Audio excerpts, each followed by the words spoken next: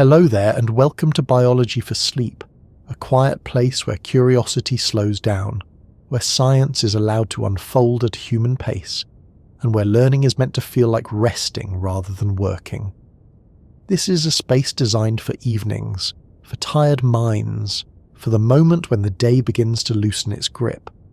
Here, ideas are not rushed. They are carried gently, one thought into the next, in a way that leaves room for breathing, blinking, and letting go. Tonight's journey is about something that lives inside you every day. It has been with you since before you were born. It moves through your bloodstream, touches nearly every organ you have, and quietly shapes how you think, feel, remember, sleep, and react. It is not good or bad by nature. It is not an enemy. It is not a villain. It is a tool your body evolved to survive a dangerous world. Its name is cortisol. Most people meet cortisol as a headline, the stress hormone, the chemical that rises when things go wrong.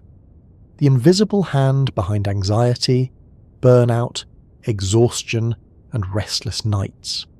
It is often spoken about in the language of warning and fear. Too much cortisol, high cortisol levels, cortisol overload, cortisol ruining your health. But cortisol is older than modern stress, older than deadlines, traffic, inboxes, notifications, and late-night screens. Cortisol evolved in a world of cold mornings, uncertain food, predators in tall grass, and long migrations under open skies.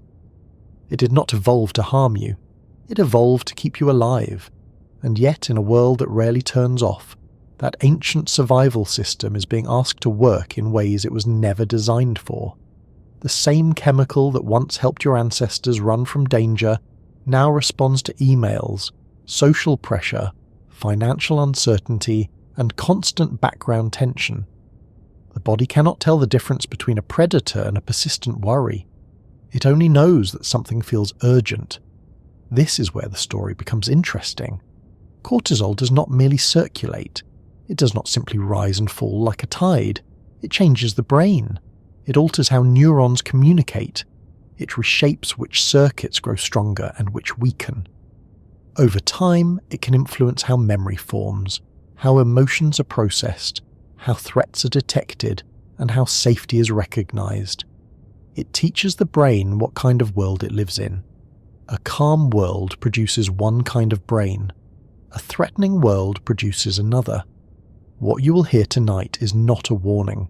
It is not a call to fear stress or to fight your own biology. It is an explanation, a slow walk through what cortisol really does, why it exists, and how it interacts with the brain you live inside. It is an invitation to understand your own internal alarm system in a way that removes blame and replaces it with clarity. If this space feels helpful, if the pace suits your evening, if you find that your shoulders lower a little while listening, supporting this channel through a like or a subscription helps this quiet corner continue to exist. It allows this style of slow science to reach people who may need it at the end of a long day. There is no rush here. Nothing needs to be achieved. Nothing needs to be solved tonight. This is not productivity. This is not self-improvement. This is simply learning how your body works while your nervous system begins to unwind. Stress is often framed as a personal failure, a lack of resilience, a weakness, something that stronger people manage better. But stress is not a character flaw. It is a biological response built into every mammal that has ever walked the planet. A deer freezes at the sound of a twig snapping. A bird startles at a shadow passing overhead. A human feels a tightening in the chest when something uncertain appears. The chemistry behind all of these reactions is shared. Cortisol is one of the main messengers of that response. It is released by a communication loop that begins in the brain, travels through the pituitary gland, and ends in the adrenal glands above the kidneys. This loop is often called the HPA axis, hypothalamus, pituitary, adrenal, a small circuit with enormous reach. When the brain decides that something matters, cortisol enters the bloodstream and carries that message everywhere. Heart rate adjusts, blood sugar rises, Attention narrows, energy is mobilized. Systems that are not immediately needed, like digestion and long-term repair, slow down. The body shifts into a mode designed for action. In short bursts, this is healthy, necessary, life-saving. In long stretches, it becomes something else. Modern stress is rarely resolved by action. There is no sprint that ends it, no physical release that signals safety. The brain stays alert. Cortisol stays elevated. The body waits for a resolution that never quite arrives. Over time, this changes how the brain predicts the world. The brain is not a passive observer. It is a prediction engine. It constantly updates its expectations based on what it experiences. If cortisol is high often enough, the brain learns that the environment is unpredictable, that danger might appear at any moment, that vigilance is required. Neurons that detect threat become more sensitive. Circuits that support calm and reflection receive less energy. Memory systems begin to favor negative or urgent information. Emotional centers respond more quickly. Recovery takes longer. This is not damage in the dramatic sense. It is adaptation. The brain is doing what it evolved to do. It is learning from the signals it receives. Understanding this changes the story.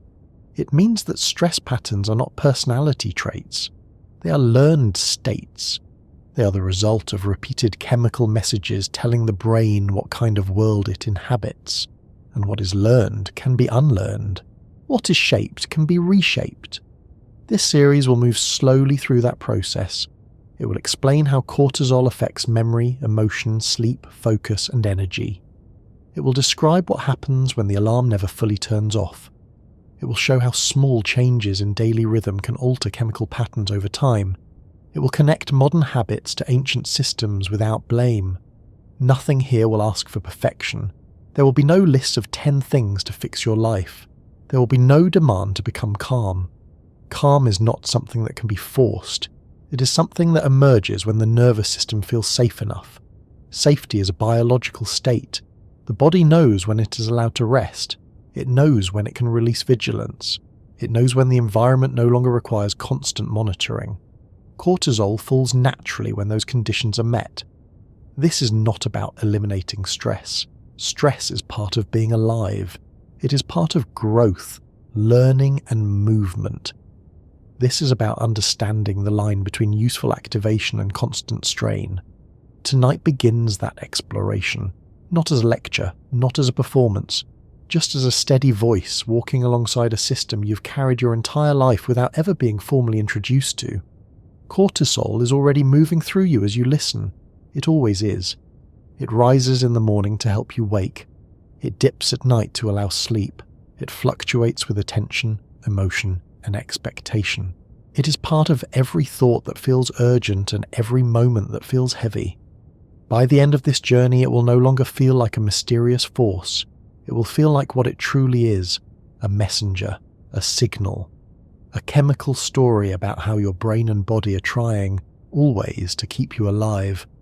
And from there, the rest unfolds naturally. Cortisol is present in your blood right now. It is there whether you feel calm or tense, rested or tired, focused or distracted. It does not wait for emergencies. It does not appear only when something goes wrong. It is a constant part of your internal environment, quietly regulating the background of your life. It is made in the adrenal glands, 2 small structures that sit on top of your kidneys like caps. These glands are ancient in evolutionary terms. Variations of them exist in fish, reptiles, birds, and mammals. Long before language, before tools, before cities, bodies were already producing cortisol or its close relatives. It is not a modern chemical. It belongs to the deep biological past. Cortisol is a steroid hormone, built from cholesterol. It is fat-soluble, which allows it to cross cell membranes easily. This gives it unusual reach. Many hormones act only on the surface of cells, triggering cascades of signals. Cortisol can pass directly into the cell and bind to receptors inside. Once bound, it travels into the nucleus and alters gene expression. It does not just change how cells behave for a moment, it can change what they produce. This is one reason cortisol has such a wide influence. It affects immune cells, liver cells, muscle cells, fat cells, neurons, and glial cells in the brain.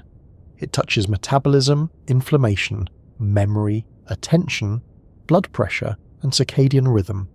It is not a specialist, it is a general coordinator. The body produces cortisol in a daily rhythm. Levels rise in the early morning, usually peaking shortly after waking. This rise is one of the forces that helps you become alert. It mobilizes glucose, increases blood pressure slightly, and prepares the body for activity. As the day continues, cortisol gradually declines. By evening, levels are lower. This decline allows melatonin to rise and sleep to become possible. This rhythm exists even in people who feel calm and unstressed. It is part of being a mammal. Cortisol is not an emergency-only hormone. It is a daily management tool. The emergency role appears when the brain detects a situation that matters. The hypothalamus, a small but powerful region deep in the brain, acts as an integration hub. It receives information about internal states, like blood sugar and temperature, and external signals like sound, light, and perceived threat. When it decides that the body needs to shift into a state of readiness, it releases corticotropin-releasing hormone. This travels to the pituitary gland, which then releases adrenocorticotropic hormone into the bloodstream. That hormone reaches the adrenal glands, which respond by releasing cortisol. This chain happens quickly. It does not require conscious thought. You do not decide to produce cortisol. It happens before language, before reflection. It is a reflex embedded in your biology. The original purpose of this system is simple. It prepares the body for action in uncertain conditions. Cortisol increases the availability of energy. It tells the liver to release glucose. It encourages fat cells to break down stored energy. It helps maintain blood pressure. It reduces processes that are not immediately necessary, such as digestion and long-term tissue repair. It shifts immune activity toward a more alert state. In the brain, it sharpens attention and prioritizes information related to potential danger. This combination makes sense in a world where threat is physical and immediate.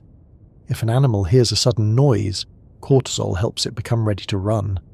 If food is scarce, cortisol helps mobilize energy. If injury is possible, cortisol modulates inflammation. In that context, cortisol is not harmful, it is protective. The problem is not cortisol itself, the problem is duration. The body evolved in environments where stress was intense but brief. A predator appears, the animal flees, the threat passes, cortisol rises, then falls. The system resets. There is no reason for the alarm to remain active once the danger is gone. Modern stress is different. It is often abstract. It does not resolve through movement. It persists in the background.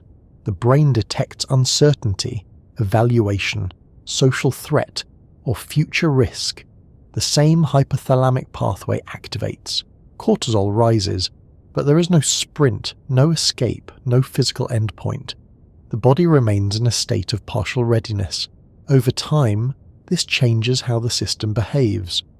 Cortisol feeds back to the brain.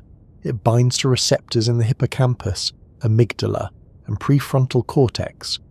These regions are central to memory, emotion, and decision-making. Under normal conditions, this feedback helps shut down the stress response once it has done its job.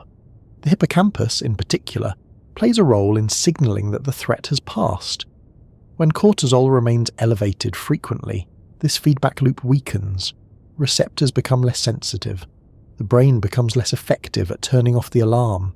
The system shifts from responsive to reactive. This is not failure, it is plasticity. The brain learns from chemical patterns. Repeated cortisol exposure teaches neural circuits that the environment is demanding, that readiness is required, that vigilance is useful. The architecture of the brain adjusts accordingly. In practical terms, this can mean that the amygdala, which detects threat, becomes more reactive. The hippocampus, which contextualizes experiences and supports memory, can become less efficient under prolonged exposure. The prefrontal cortex, which supports planning and emotional regulation, may receive less metabolic support during stress. These changes are subtle at first. They accumulate gradually.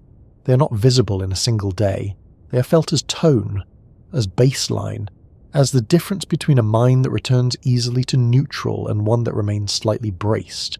This is why cortisol is often described as rewiring the brain. It does not do so dramatically. It does not carve new structures overnight.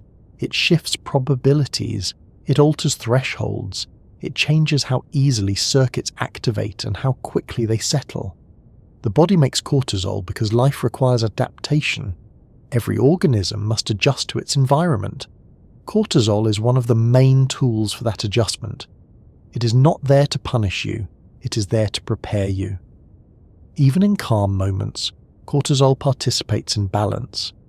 It helps regulate blood sugar between meals. It supports blood pressure when you stand up. It modulates immune responses so they do not overshoot. It interacts with other hormones, including adrenaline, insulin, melatonin, and growth hormone. It is part of a network. The idea that cortisol is purely harmful is a misunderstanding. Without cortisol, you would not wake up properly. You would struggle to maintain blood pressure.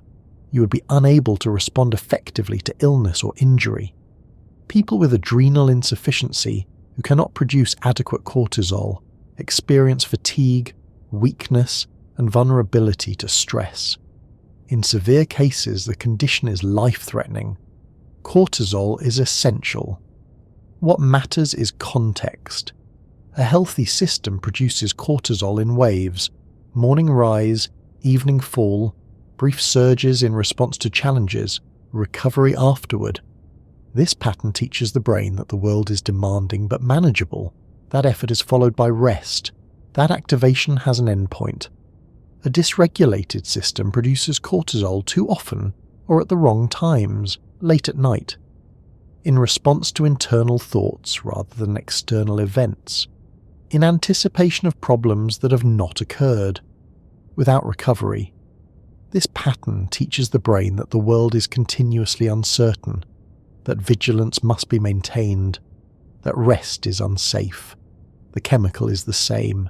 The message is different. It is also important to understand that cortisol does not act alone. It works alongside adrenaline. Adrenaline acts quickly, creating immediate arousal. Cortisol acts more slowly and lasts longer. Adrenaline is the spark. Cortisol is the sustained state. When you startle, adrenaline spikes. Heart rate jumps, muscles tense. When the situation persists, cortisol maintains readiness. It keeps energy available. It maintains alertness. It shapes memory so that similar situations are recognized more quickly in the future. This is how learning happens. Every stressful event leaves a chemical trace. The brain uses those traces to adjust its predictions. Over time, this builds a model of the world. A safe world produces one model. A threatening world produces another. Cortisol is one of the main messengers in that process. It is also deeply personal.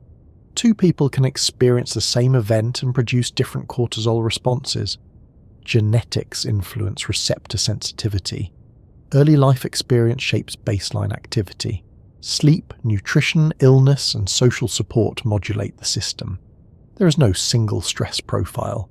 This is why some people remain steady under pressure, while others feel overwhelmed by the same demands. It is not strength, it is calibration. Understanding cortisol in this way removes moral weight. It reframes stress from a personal flaw to a biological state. It explains why telling someone to relax rarely works. The nervous system does not respond to instruction. It responds to signals. Safety is a signal. Predictability is a signal. Rest is a signal. Cortisol falls when the body detects that the environment no longer requires defense. That detection happens through sensory input, internal state, and experience. It is not cognitive. It is embodied. The brain asks a simple question continuously. Is this a place where I can lower my guard? Cortisol carries the answer. In a world filled with subtle demands, that answer is often unclear. Notifications arrive at any hour. Work follows into home. Social evaluation never fully ends. The body remains slightly engaged. The system never quite closes. Over time, this becomes normal. A raised baseline feels like the default. Calm feels unfamiliar. Stillness feels uneasy. The brain adapts to the chemistry it receives, but adaptation is not destiny. The same plasticity that allows cortisol to reshape circuits allows other states to reshape them in return. The brain learns from what is repeated. It strengthens what is used. It quiets what is not. Understanding cortisol is the first step in that process, not to fight it, not to suppress it, but to recognize it as a language your body speaks, a language about safety, readiness, and expectation. Once that language becomes familiar, it stops feeling like an enemy. It becomes information, and information can be worked with. From here, the story moves backward in time to the environment in which this system was born, and forward again into the world that now keeps it active in ways it never anticipated. Long before there were cities, schedules, or screens, there were bodies moving through open landscapes. Those bodies were small, warm, fragile things in a world that did not care whether they survived. There were sharp teeth in the tall grass, sudden storms, bitter winters, infections without names, and hunger that lasted longer than comfort. In that world, hesitation could be fatal. Attention was survival. Readiness was life. The stress system did not evolve to make existence comfortable. It evolved to make existence possible. Every animal that has ever persisted across generations has done so by responding quickly to change. A shadow where there should be none. A rustle that does not match the wind. A sudden stillness in the forest. These signals did not need to be understood. They needed to be acted upon. The organism that paused to analyze often did not leave descendants. The stress response is the biological answer to that environment. It is a pattern of chemistry and neural activity that shifts the body from maintenance to mobilization. It prepares muscle, sharpens perception, and prioritizes speed over subtlety.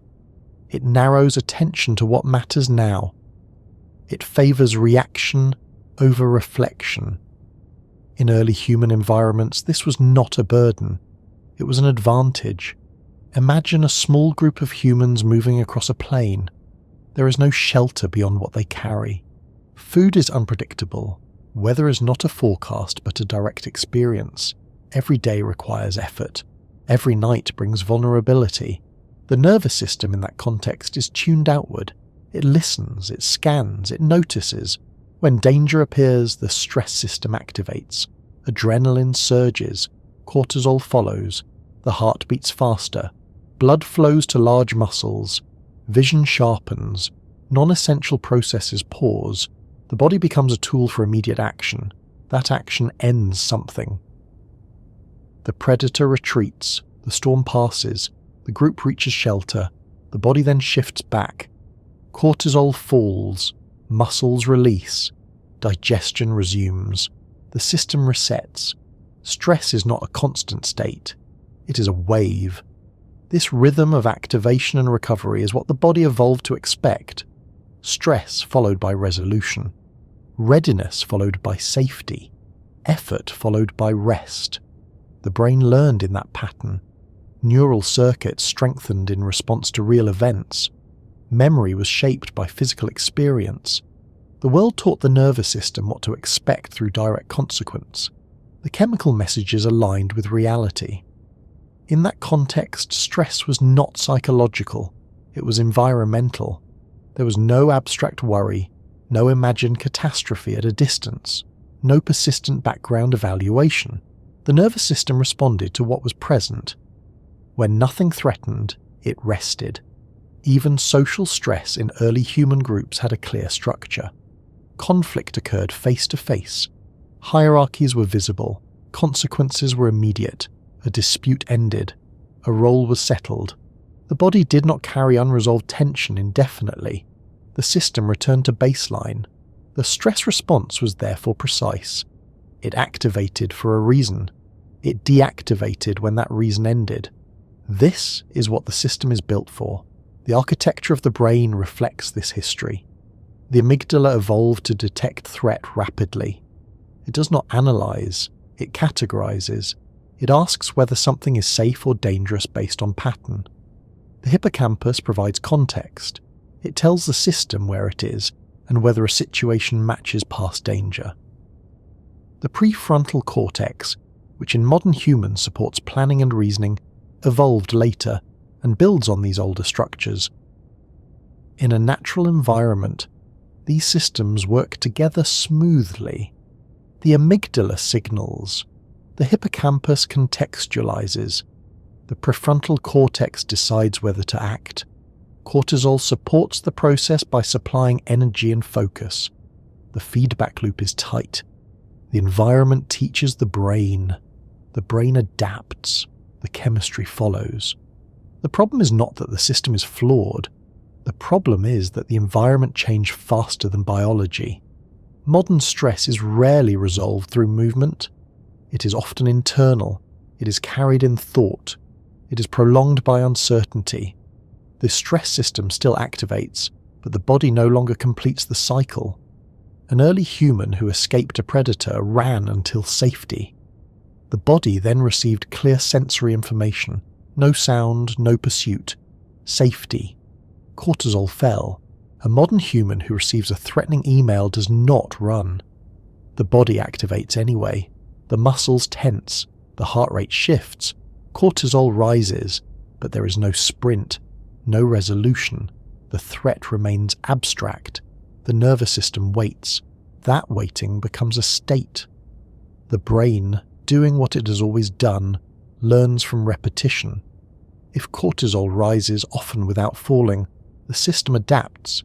It lowers the threshold for activation. It becomes efficient at readiness. It assumes that the environment is demanding. From an evolutionary perspective, this is logical. In a dangerous environment, constant vigilance is adaptive. The brain is not broken. It is responding to the signals it receives. The ancient alarm system does not know about calendars. It does not know about inboxes. It does not understand that many threats are symbolic. It reads the body. Heart rate changes. Breath becomes shallow. Muscles tense. Attention narrows. These are the same signals that once meant a predator was near. The brain responds accordingly. In the ancestral world, these signals were brief and accurate. In the modern world, they can be prolonged and ambiguous. The body cannot tell the difference between a physical threat and a social one. It cannot tell whether a stressor can be resolved by action or not. It only knows that something matters. The chemical response is the same. This is why stress feels physical even when its cause is mental. The system evolved before language. It responds before thought. It prepares the body whether or not movement follows. The ancient alarm system is efficient. It is fast. It is reliable. It has kept mammals alive for millions of years. It is not designed to be gentle. It is designed to prevent death. The cost of a false alarm in the wild is small. A burst of energy. A moment of readiness. The cost of a missed alarm is fatal. Evolution favors sensitivity. That sensitivity remains in you. The nervous system is biased toward detection. It notices change. It privileges negative information. It scans for deviation. This is not pessimism. It is survival strategy. In a natural environment, this bias is balanced by reality.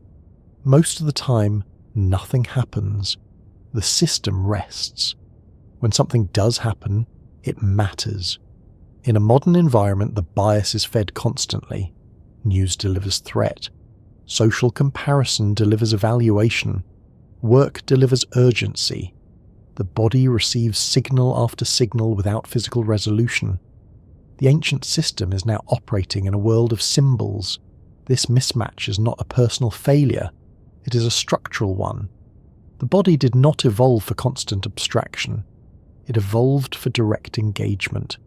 It expects cycles. It expects completion.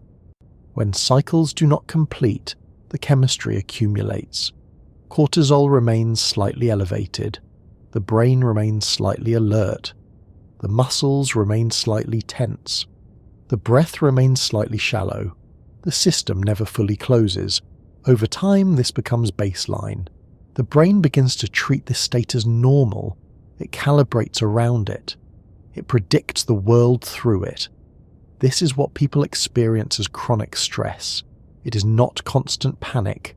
It is not always dramatic. It is often subtle, a background hum, a sense of urgency without a clear source, difficulty relaxing, rest that does not feel restorative, thoughts that return to potential problems, a body that does not quite settle. From an evolutionary view, this is what a nervous system looks like in a persistently demanding environment. The system is doing its job. Understanding this changes how stress is framed. It is not weakness, it is adaptation. Your stress system is not malfunctioning. It is responding to the conditions it perceives. This does not mean the state is harmless. Prolonged activation has costs. It affects immune function. It alters sleep. It changes how memory forms. It shifts emotional tone. It can contribute to illness over time. But those costs are side effects of a system doing what it was built to do in an environment it was not built for. The ancient alarm system does not judge. It does not reflect. It does not weigh long-term consequences. It responds. The task in modern life is not to silence it. It is to teach it when it can stand down.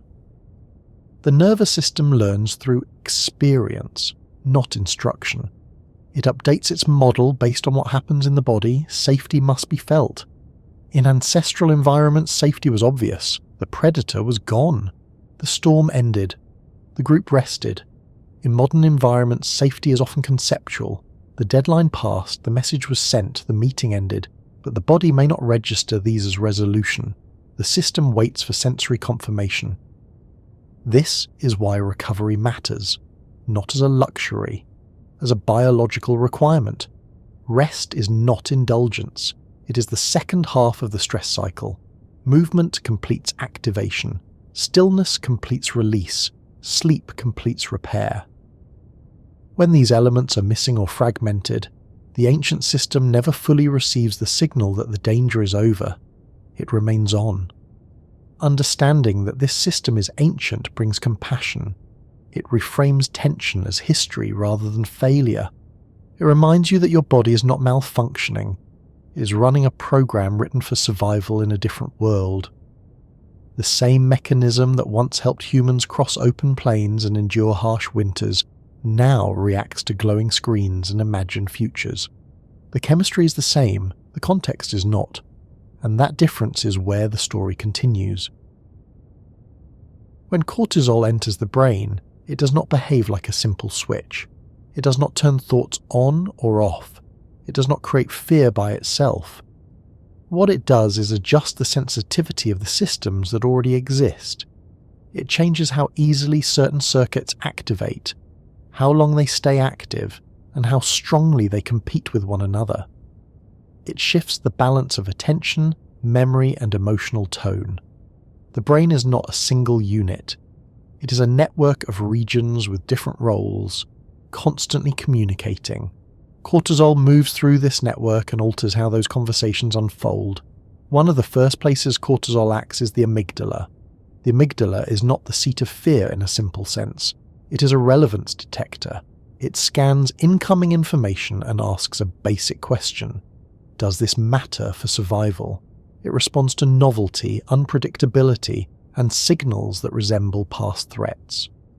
When cortisol binds to receptors in the amygdala, it increases its responsiveness. The amygdala becomes more likely to fire. It becomes quicker to tag stimuli as important. This does not mean the brain becomes irrational. It means that priority shifts. Information that carries emotional weight is elevated. Neutral details are deprioritized. The system becomes efficient at noticing potential problems. In a short burst, this is useful. It sharpens awareness. It helps you notice a car drifting into your lane. It keeps you alert during a difficult conversation. It improves reaction time. When this state persists, the threshold remains lowered. The amygdala continues to signal importance even when the environment is relatively stable. Small uncertainties begin to feel larger. Ambiguous cues are interpreted as meaningful. The mind becomes tuned towards scanning. This scanning is not conscious. It does not announce itself. It appears as a background sense of alertness, a feeling that something might require attention, a subtle leaning forward of the mind. Cortisol also acts on the hippocampus. The hippocampus is central to memory and context. It helps you place experiences in time and space. It tells the brain whether a situation is familiar or new, safe or dangerous. It plays a role in learning and in signaling when a stress response can be shut down. Under moderate stress, cortisol can enhance memory formation. Events that occur during stress are often remembered more clearly. This makes sense. In a dangerous environment, remembering what led to harm is adaptive. Under prolonged exposure, the effect changes. High cortisol interferes with the hippocampus's ability to form and retrieve memories efficiently. It reduces neurogenesis, the creation of new neurons in this region. It can impair the hippocampus's role in feedback, making it less effective at telling the stress system that a situation has ended. This does not erase memory. It changes its texture. People under chronic stress often report forgetfulness, difficulty concentrating, or a sense that information does not stick. They may remember emotionally charged events vividly while struggling with neutral details. The brain is prioritizing what it believes matters most. The prefrontal cortex is another key target. This region supports planning, impulse control, working memory, and perspective. It allows you to hold multiple ideas at once, to weigh options, to inhibit automatic reactions. Cortisol reduces the activity of the prefrontal cortex during stress. Energy is diverted away from slow, reflective processing and toward rapid response. This is not a flaw. In a crisis, you do not want to debate. You want to act.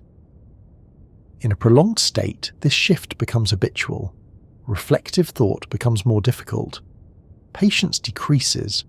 Emotional regulation requires more effort. The mind feels crowded. Decisions feel heavier. This is often experienced as mental fatigue. It is not that the brain lacks intelligence. It is that the chemical environment is favoring speed over nuance. The system is optimized for response, not contemplation. Cortisol also influences how neurons communicate. It alters the release and reuptake of neurotransmitters like glutamate, dopamine, and serotonin. These changes affect mood, motivation, and reward processing. Under stress, dopamine signaling can become less responsive to subtle rewards. Small pleasures feel muted. Attention narrows toward what feels urgent. This is why chronic stress is often accompanied by a sense of flatness. Activities that once felt engaging may feel effortful. The brain is conserving resources for what it perceives as essential. None of this happens as a single event. It accumulates through repetition. Each stress response leaves a trace. Each period of elevated cortisol nudges circuits toward a readiness. The brain learns that this state is useful. Learning is the core function of the nervous system. It does not distinguish between healthy and unhealthy patterns. It reinforces what is repeated. This is why environments shape minds. A brain exposed to frequent unpredictability becomes good at detecting unpredictability. A brain exposed to safety becomes good at resting. Cortisol is one of the primary teachers in this process. It is important to understand that these changes are not permanent in the way damage is permanent. They are adaptive. They reflect the brain's attempt to match its internal state to its external world. When the chemical environment changes consistently, the architecture changes with it. This is plasticity. Plasticity is not a feature reserved for childhood. It continues throughout life. The brain remains responsive to experience.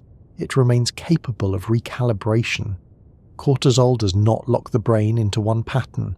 it biases it.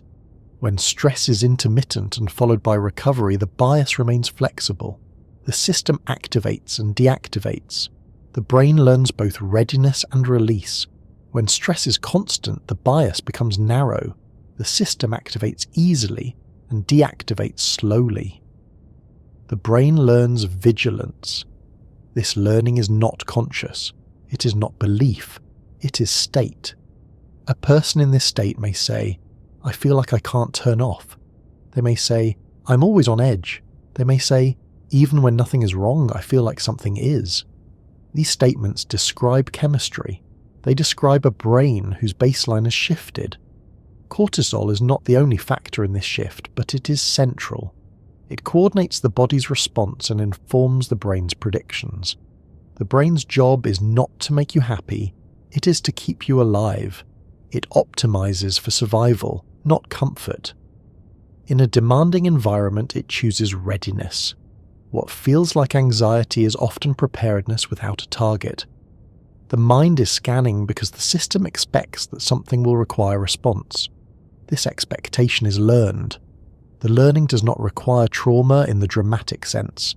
It can arise from accumulation, from repeated time pressure, from persistent uncertainty, from environments where evaluation is constant, from lack of recovery. Each day teaches the brain what kind of world it inhabits. Cortisol carries that lesson. This is why two people can live in the same conditions and experience different stress states. Their systems learned different patterns earlier. Their thresholds differ. Their histories shape how signals are interpreted. The brain does not respond to objective danger. It responds to predicted danger. Prediction is built from experience. When cortisol remains elevated, prediction shifts toward caution. The brain begins to expect disruption. It prepares for it. It becomes efficient at noticing signs. This efficiency is useful in truly dangerous settings. It is exhausting in stable ones. The feeling of being wired but tired comes from this mismatch. The body is in a state of readiness while the environment does not require action. Energy is mobilized without outlet. The system cannot complete its cycle. Cortisol keeps the brain in a posture of alertness. Sleep becomes lighter. Thoughts intrude. Muscles do not fully relax. The mind returns to potential problems. This is not a personality flaw.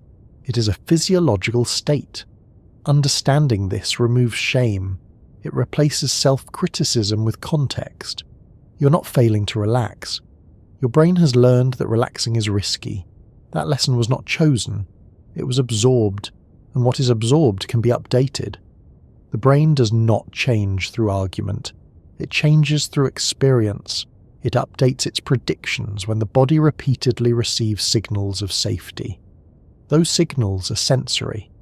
They involve breath slowing, muscle softening, heart rate settling, attention widening. They involve rhythms that tell the nervous system that the environment does not require defense. When these signals are consistent, cortisol patterns change. The baseline shifts. The amygdala's threshold rises. The hippocampus regains its feedback role. The prefrontal cortex reasserts influence. This is not instant. It is gradual. It mirrors the process by which vigilance was learned.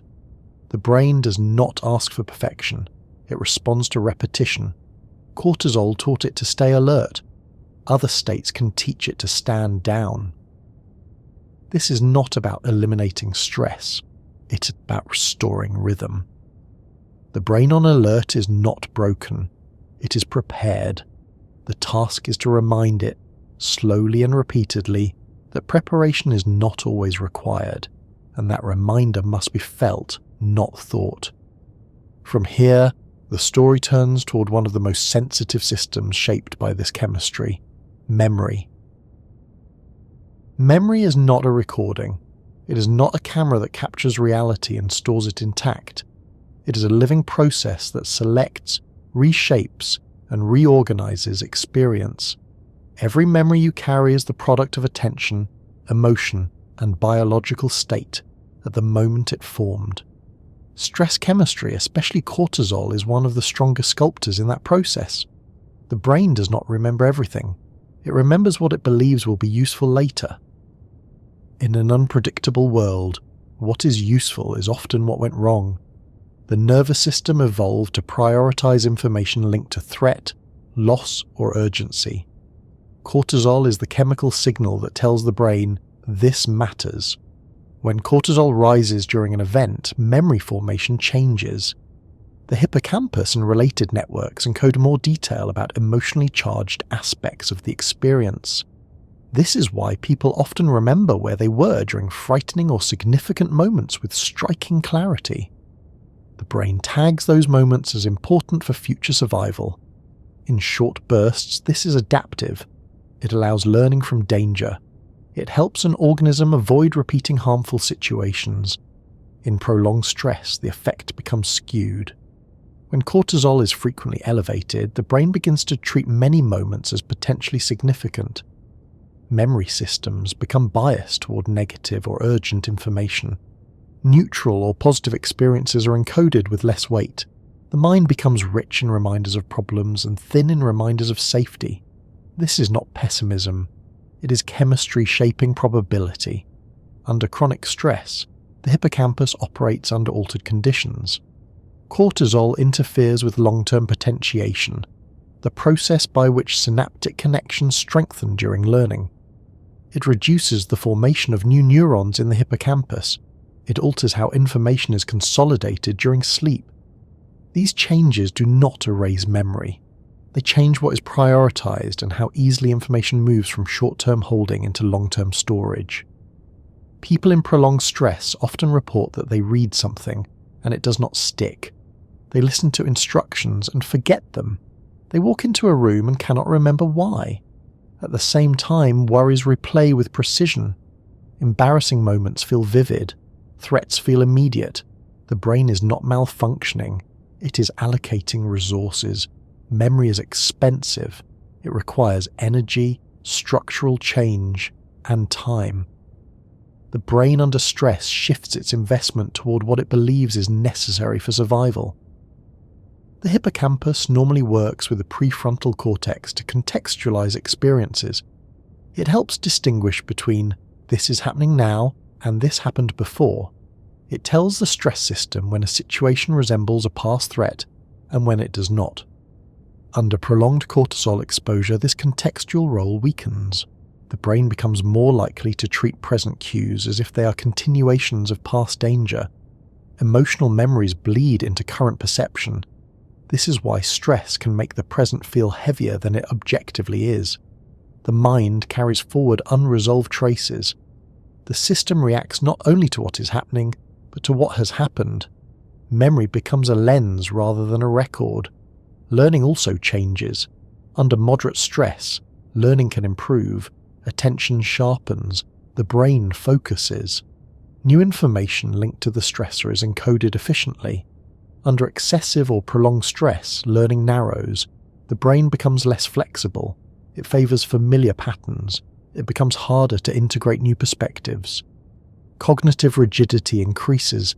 This is because cortisol shifts processing from the hippocampus and prefrontal cortex toward more habitual systems in the brain, including the striatum. Behavior becomes more automatic. The mind relies on known responses. In an emergency, this is useful. You do not want to deliberate, you want to act. In daily life, this can feel like getting stuck. The same thoughts repeat. The same worries return. Creative problem solving becomes harder. New habits are difficult to form. The brain is conserving energy for what it perceives as immediate. Memory under stress also changes in time. The boundary between past and future becomes less clear. Worry is a form of memory projected forward. It uses the same circuits. The brain simulates negative outcomes using stored emotional patterns. Cortisol strengthens this loop. It makes the simulation feel urgent. It tells the brain that these imagined futures require attention now. This is why stress often feels like being trapped in time. The mind replays the past and rehearses the future while the present becomes thin. Sleep normally resets memory. During deep sleep, the brain consolidates learning, integrates experiences, and down-regulates emotional charge.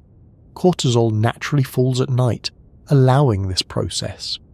When stress elevates cortisol in the evening, this reset is disrupted. Sleep becomes lighter, REM cycles fragment, memory consolidation suffers, emotional material remains raw. The next day the brain begins with unresolved traces. Cortisol rises again, the cycle continues.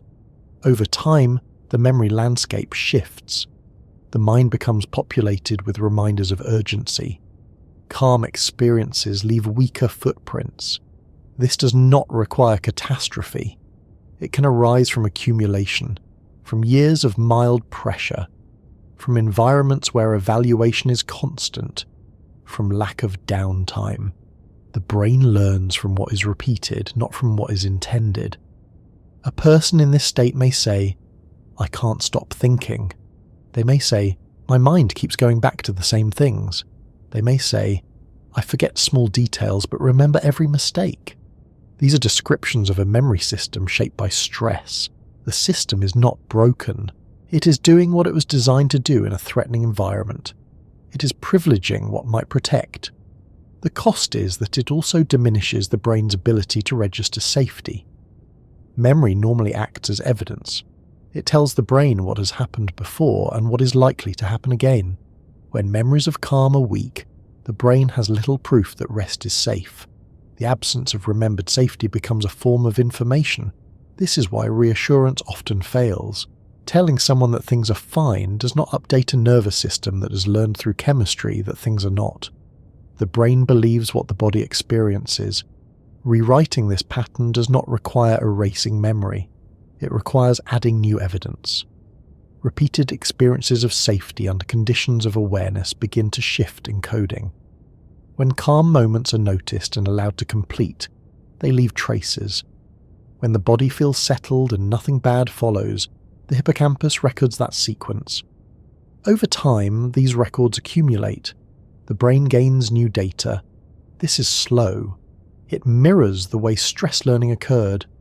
There is no sudden reset. Cortisol does not only sculpt what is remembered, it sculpts how learning feels. Under chronic stress, new tasks feel heavier. Concentration requires more effort. The brain's working memory capacity shrinks. This is because cortisol reduces the prefrontal cortex's efficiency. The mind holds fewer items at once. Distraction increases. This often feels like personal decline. People describe themselves as less sharp, less capable, less focused than they once were. In reality, the brain is operating in a different mode. It is not less intelligent, it is more vigilant. The system is optimized for scanning, not for synthesis. When cortisol levels normalize, these capacities often return. This is seen in people who leave high-stress environments, recover from illness, or change rhythms. Cognitive flexibility improves. Memory becomes more reliable. Attention widens. The structure did not vanish. It was suppressed by state. This is one of the most important implications of understanding stress and memory. It means that many cognitive difficulties are reversible, not through force, through state change. The brain that forgets under stress is the same brain that learns under safety. Memory is not static. It reflects the conditions under which it operates. Cortisol is not a villain in this story. It is a sculptor responding to instruction. When the body repeatedly experiences urgency, memory becomes an archive of threat. When the body repeatedly experiences resolution, memory becomes an archive of competence. When the body repeatedly experiences calm, memory becomes an archive of safety. The brain does not decide what kind of archive to build. It builds from what it receives. Understanding this reframes many struggles. Difficulty concentrating is not laziness. It is a brain in protective mode. Rumination is not weakness. It is a memory system prioritizing unresolved information. Forgetfulness is not failure. It is resource allocation. The path forward is not to argue with these processes. It is to change the conditions they operate in. That change begins with recognizing that memory is shaped by state. Cortisol teaches the brain what to remember. Other states can teach it something else. And this leads naturally into the emotional layer of the system, where memory and feeling intertwine. Emotions are often treated as personal traits. Someone is calm, someone is anxious, someone is upbeat, someone is irritable. We speak as if mood is a stable characteristic, something owned by a person rather than produced by a system. In reality, emotional tone is a state generated by the brain in response to chemistry, context, and expectation. Cortisol is one of the main forces shaping that state. The brain does not create emotions in isolation. It integrates information from the body, the environment, and memory. Heart rate, muscle tension, breathing depth, blood sugar, and hormonal signals all feed into how a moment feels. Cortisol alters many of these inputs at once. It changes the physical background against which emotions arise. When cortisol is elevated, the body enters a posture of readiness. Muscles carry slight tension. Breathing becomes shallower. Blood sugar rises. Attention narrows. These physical conditions bias emotional interpretation. The same event feels different in a relaxed body than it does in a braced one. The brain continuously asks a simple question: what does this state mean? If the body is tense and alert, the brain infers that something may be wrong. It adjusts mood accordingly. Irritability increases, patience decreases, neutral situations feel heavier, small obstacles feel larger. This is not conscious reasoning, it is inference. Emotional tone emerges from this inference process. Cortisol shifts the baseline. In short bursts, this shift is useful. It creates urgency. It keeps you engaged. It makes you responsive. It helps you navigate demanding situations. In prolonged exposure, it becomes the emotional climate. People under chronic stress often describe their mood as flat, tense, or easily disturbed. They may say they feel on edge. They may say they're tired but wired. They may notice that small things provoke outsized reactions. They may feel less able to enjoy ordinary moments. These experiences are not separate from physiology. They are expressions of it. Cortisol interacts with neurotransmitter systems that regulate mood. It influences serotonin pathways, which affect emotional stability. It alters dopamine signaling, which affects motivation and reward. It modulates norepinephrine, which affects arousal and attention. Under sustained stress, these systems shift toward a profile that favors alertness over pleasure, vigilance over ease. This is why chronic stress often feels emotionally colorless. Not dramatic sadness, but a muted range. The brain deprioritizes signals of reward. It focuses on what might require action. The emotional system becomes utilitarian. The amygdala plays a central role in this process. It tags experiences with emotional significance. Under elevated cortisol, it becomes more responsive. It flags more stimuli as important. This increases emotional reactivity. At the same time, the prefrontal cortex, which helps regulate emotion, is less active. It has less capacity to contextualize, reframe, or delay reaction. The balance shifts toward immediacy. This combination produces a characteristic pattern. Feelings arise quickly. They feel strong. They linger. It takes more effort to step back from them. Again, this is not a flaw. In a dangerous environment, quick emotional response is adaptive. It mobilizes behavior. In a stable environment, it becomes exhausting. Emotional tone under stress often includes a background of unease, not always fear. Sometimes restlessness, sometimes irritability, sometimes numbness. The system is active, but there is no clear target. This is why people sometimes feel anxious without knowing why. The body is in a state that normally accompanies threat. The brain looks for an explanation. If none is obvious, the mind generates one. Worries attached to available topics: work, health, relationships. The content varies. The state is the same. Cortisol does not create the story. It creates the climate in which stories feel urgent. Mood also affects perception. Under stress, the brain becomes biased toward negative interpretation. Ambiguous cues are read pessimistically. A neutral comment feels critical. A delay feels like rejection. A small mistake feels significant. This bias is not conscious. It is statistical. The brain weighs incoming information differently. This is why people under chronic stress often feel that the world is less forgiving. It is not that the world has changed. It is that the filter has. The emotional system under cortisol becomes conservative. It assumes that caution is safer than openness. It favors preparedness over ease. This extends to social interaction. The brain under stress is more sensitive to social evaluation. Facial expressions are read more critically. Tone is interpreted more sharply. This is because social threat has always mattered for survival. Exclusion in early human groups could be fatal. Cortisol amplifies this sensitivity. It makes the social environment feel more demanding. People in this state may withdraw, not because they dislike others, but because interaction requires energy. They may become quieter, or they may become more reactive. Both are strategies for conserving resources. Emotional tone under stress is not just about negative feeling, it is about narrowing. The range of emotional experience contracts. Subtle pleasures are less noticeable. Neutral moments feel empty. The brain is not scanning for contentment, it is scanning for significance.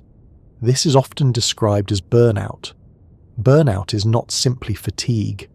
It is a state in which the emotional system has been held in readiness for too long. Cortisol remains elevated. Recovery is insufficient. The brain downregulates reward sensitivity to conserve energy. Pleasure becomes effortful. This can be misinterpreted as depression. The states overlap, but they are not identical. In stress-driven emotional flattening, the capacity for positive emotion remains. It is suppressed by state. When the state changes, it can return. This is why vacations sometimes feel strangely emotional. When cortisol falls, the nervous system releases. Emotions surface. People cry unexpectedly. They feel relief. They feel sadness. They feel joy. The range expands. The emotional system was not broken. It was constrained. Understanding this prevents mislabeling. It prevents people from seeing themselves as inherently damaged. Mood is not a fixed trait. It is an output of a system. Cortisol shapes that output. It also affects emotional memory. Experiences that occur under stress are encoded with stronger emotional charge. This means that negative events carry more weight in recall. They feel larger than positive ones. The mind becomes stocked with evidence that the world is demanding. This reinforces emotional tone. The brain predicts that things will be difficult. It prepares accordingly. Cortisol rises more easily. The loop continues. Breaking this loop does not require positive thinking. It requires changing the body's baseline. Emotional tone follows physiology more than belief. This is why telling someone to stay positive rarely helps. It does not change cortisol. The nervous system listens to signals, not slogans. Signals include breath, movement, posture, light exposure, sleep, social contact, and predictability. They tell the body whether it is safe to release redness. When these signals are consistent, cortisol patterns change. The emotional climate changes with them. Calm is not something the mind produces. It is something the body allows. This is an important distinction. Many people attempt to manage mood through thought alone. They analyze, they reason, they reassure themselves. This can help at the surface. It does not reset the system. The stress system operates below language. To shift emotional tone, the brain must experience states that contradict its expectations. It must feel that nothing bad follows relaxation. It must register that rest is allowed. These experiences do not need to be dramatic. They need to be repeated. A slow breath that reaches the abdomen, a walk without urgency, a moment of stillness without threat, a night of sleep that is uninterrupted, a conversation that feels safe. Each of these sends chemical messages. Over time, those messages accumulate. The amygdala's threshold rises, the prefrontal cortex regains influence, dopamine responsiveness improves, serotonin stabilizes, mood changes. This is not immediate. It mirrors the way stress learned its pattern. There is no switch, there is drift. Emotional tone under stress often includes self-judgment. People feel that they should be able to handle more. They feel weak. They feel broken. Understanding cortisol removes that narrative. It reframes mood as biology responding to environment. You're not irritable because you are difficult. You're irritable because your system is in a state designed for threat. You're not numb because you lack feeling. You are numb because your brain has reduced reward sensitivity to conserve energy. You're not anxious because you are flawed. You're anxious because your body is prepared for what it expects. This does not mean responsibility disappears. It means the path forward becomes realistic. You do not fix emotional tone by forcing positivity. You change it by changing state. State is shaped by rhythm. This brings us to one of the most powerful regulators of cortisol and emotional tone: sleep. Chronic stress is not loud. It does not always feel like panic or crisis. More often it feels ordinary. It feels like a background tension that becomes familiar. It feels like waking up already tired. It feels like carrying a low-level urgency that never quite resolves. It feels like the body is always preparing for something that does not arrive. This is what happens when the stress system no longer returns fully to baseline. The alarm was designed to activate and then shut off. When it activates too often or for too long, it becomes the default state. The body begins to operate as if the environment is persistently demanding. Cortisol remains elevated beyond its natural rhythm. The nervous system loses the contrast between effort and recovery. This is not dramatic, it is subtle. People in this state often say they are managing. They continue to function. They work. They care for others. They meet obligations. From the outside, they may appear fine. Inside, the system is running at a higher idle. The cost of this does not appear all at once. It accumulates. One of the first systems affected is sleep. Elevated evening cortisol interferes with the natural descent into rest. The brain remains alert. The body resists letting go. Falling asleep takes longer. Sleep becomes lighter. Nighttime awakenings increase. Sleep is not just rest, it is repair. It is when the brain clears metabolic waste, consolidates memory, and resets emotional circuits. Fragmented sleep means incomplete recovery. The next day begins with unresolved chemistry. Cortisol rises again. The cycle tightens. Another system affected is immune regulation. Cortisol modulates inflammation. In short bursts, it suppresses excessive immune responses. Under chronic elevation, this balance becomes distorted. Some immune functions weaken, others become dysregulated. This can manifest as increased susceptibility to illness, slower healing, or persistent inflammatory conditions. The body's in a state of trade-off. Resources are allocated toward readiness at the expense of long-term maintenance. Metabolism also shifts. Cortisol raises blood glucose to provide immediate energy. When this happens repeatedly, insulin sensitivity can change. The body becomes less efficient at regulating sugar. Fat storage patterns alter. Appetite changes. This is not a matter of willpower. It is endocrine signaling. The cardiovascular system feels the strain as well. Cortisol supports blood pressure during stress. Chronic elevation contributes to sustained increases in vascular tone. Over time, this adds wear. None of these effects are catastrophic on their own. They are cumulative. The most pervasive cost, however, is not physical. It is experiential. Chronic stress changes what normal feels like. The body adapts to tension. Muscles hold. Breath remains shallow. The nervous system calibrates around alertness. Calm begins to feel unfamiliar. People often describe difficulty relaxing even when nothing is wrong. Sitting still feels uncomfortable. Silence feels uneasy. Rest feels unproductive. This is not psychological preference. It is state-dependent perception. When the stress system has been active for a long time, the brain associates alertness with safety. Letting go feels risky.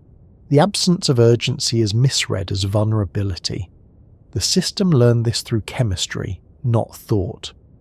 Chronic stress also narrows time perception. The mind becomes future-oriented, it anticipates problems, it scans for what needs to be done next. The present becomes a staging area for what comes after. This is efficient in high-demand environments. It is costly in human experience. Moments pass without being inhabited. Meals are eaten while planning. Conversations occur while thinking ahead. Even leisure is shadowed by what remains undone. The body is present, the mind is preparing. This state often coexists with fatigue. Energy feels low, yet rest does not restore. This is the wired tired pattern. The system is activated, but resources are depleted. The adrenal glands continue to respond. The brain continues to signal. The body continues to mobilize. It is important to understand that this is not a failure of resilience. It is a normal biological response to sustained demand. Resilience is often framed as the ability to endure without strain. In biology, resilience is the ability to return to baseline after activation. Chronic stress erodes that return. The system does not break, it shifts. Many people blame themselves for this shift. They say they should handle more. They say others manage better. They conclude that something is wrong with them. What is wrong is the mismatch between environment and biology. The ancient alarm system expects cycles. It expects resolution. It expects rest. When cycles do not complete, the system remains in partial activation. This is not solved by telling the system to calm down. The stress response does not respond to instruction. It responds to signal. Signal comes from the body. A racing heart tells the brain that something is happening. Tight muscles tell it that readiness is required. Shallow breathing tells it that the environment is constrained. Bright light late at night tells it that day has not ended. These signals accumulate. Chronic stress is not one big event. It is thousands of small signals that never resolve. The hidden cost is that the brain's model of the world changes. The brain learns that effort has no endpoint, that demands are continuous, that rest is unsafe. This learning shapes identity. People begin to describe themselves as anxious, tense, or incapable of relaxing. They treat state as trait. The nervous system becomes part of self-concept. This makes change harder, not because the system cannot change, but because the state feels like who one is. Understanding that this is learned biology creates space. It separates the person from the pattern. Chronic stress also affects motivation. Dopamine systems become less responsive. The brain reduces sensitivity to reward. This conserves energy. The person feels unmotivated. Tasks feel heavy. Joy feels distant. From the inside, this can resemble depression. The distinction is not always clear. The overlap is real. In stress-driven flattening, the underlying capacity for pleasure remains. It is masked by state. When cortisol patterns change, responsiveness can return. In depressive disorders, the picture is more complex. Stress still plays a role, but additional factors are involved. The key point is that chronic stress alters emotional availability. The system is not built to sustain readiness indefinitely. Another hidden cost is cognitive narrowing. Under prolonged stress, thinking becomes rigid. The brain favors familiar strategies. Creativity declines. Perspective shrinks. This is because stress shifts processing toward habit-based systems. The prefrontal cortex remains underpowered. People may say they feel stuck. They may repeat the same thoughts. They may find it difficult to imagine alternatives. Again, this is not lack of intelligence, it is state. The system is optimized for survival, not exploration. Chronic stress also changes social experience. The brain under stress becomes more sensitive to evaluation. Interactions feel demanding. Withdrawal feels safer. Isolation increases. Support decreases. The system loses one of its most powerful regulators. Social safety is one of the strongest signals the nervous system can receive. When it is absent, cortisol remains higher. This creates a feedback loop. The more stressed the system becomes, the harder it is to engage. The harder it is to engage, the fewer calming signals the system receives. This is not a moral failing, it is pattern. Breaking the pattern requires changing signal. This does not mean removing all stress, it means restoring rhythm. The body needs to experience the full arc, activation and release.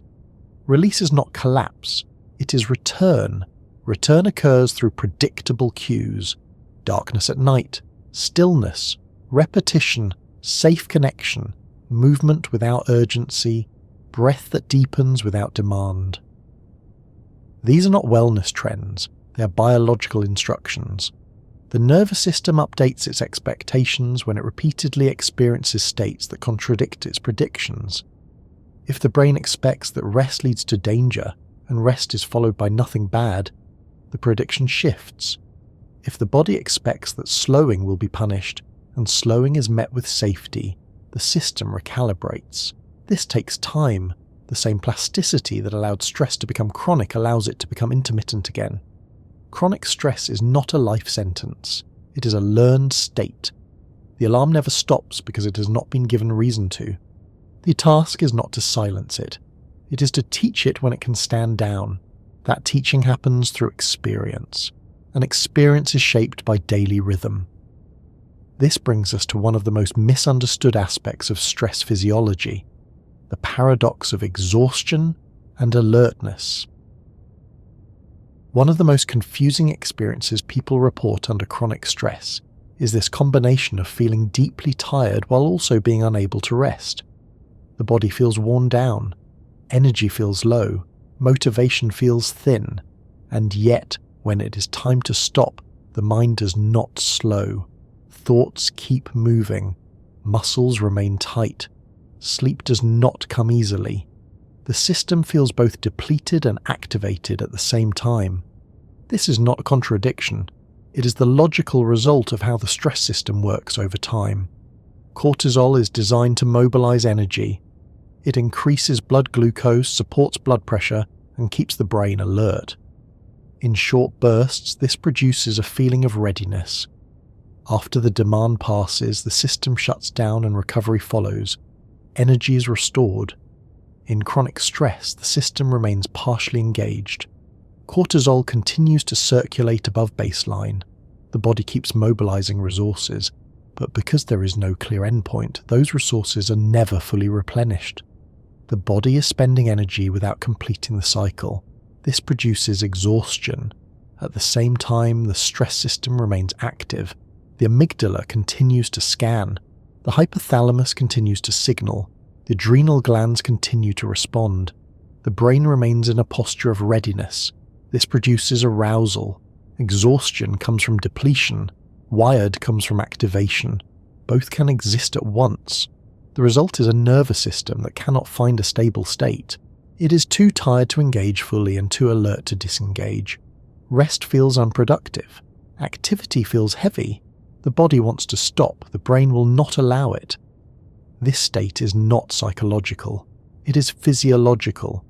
The brain under chronic cortisol exposure becomes less responsive to cues that normally signal safety. The threshold for shutting down rises. The system requires stronger evidence that it is allowed to stand down. In early human environments, safety was obvious. The threat was gone. The environment was quiet. The group was together. The fire burned low. Darkness arrived. In modern environments, those cues are weaker. Light remains. Noise continues. Devices glow. Responsibilities linger. The brain receives mixed signals. Cortisol remains elevated. Sleep becomes the main battleground. The body is tired enough to want rest. The brain is alert enough to resist it. People lie down and feel their mind accelerate. Thoughts surface that were quiet during the day. Worries replay. Planning begins. This is not because the person is dramatic.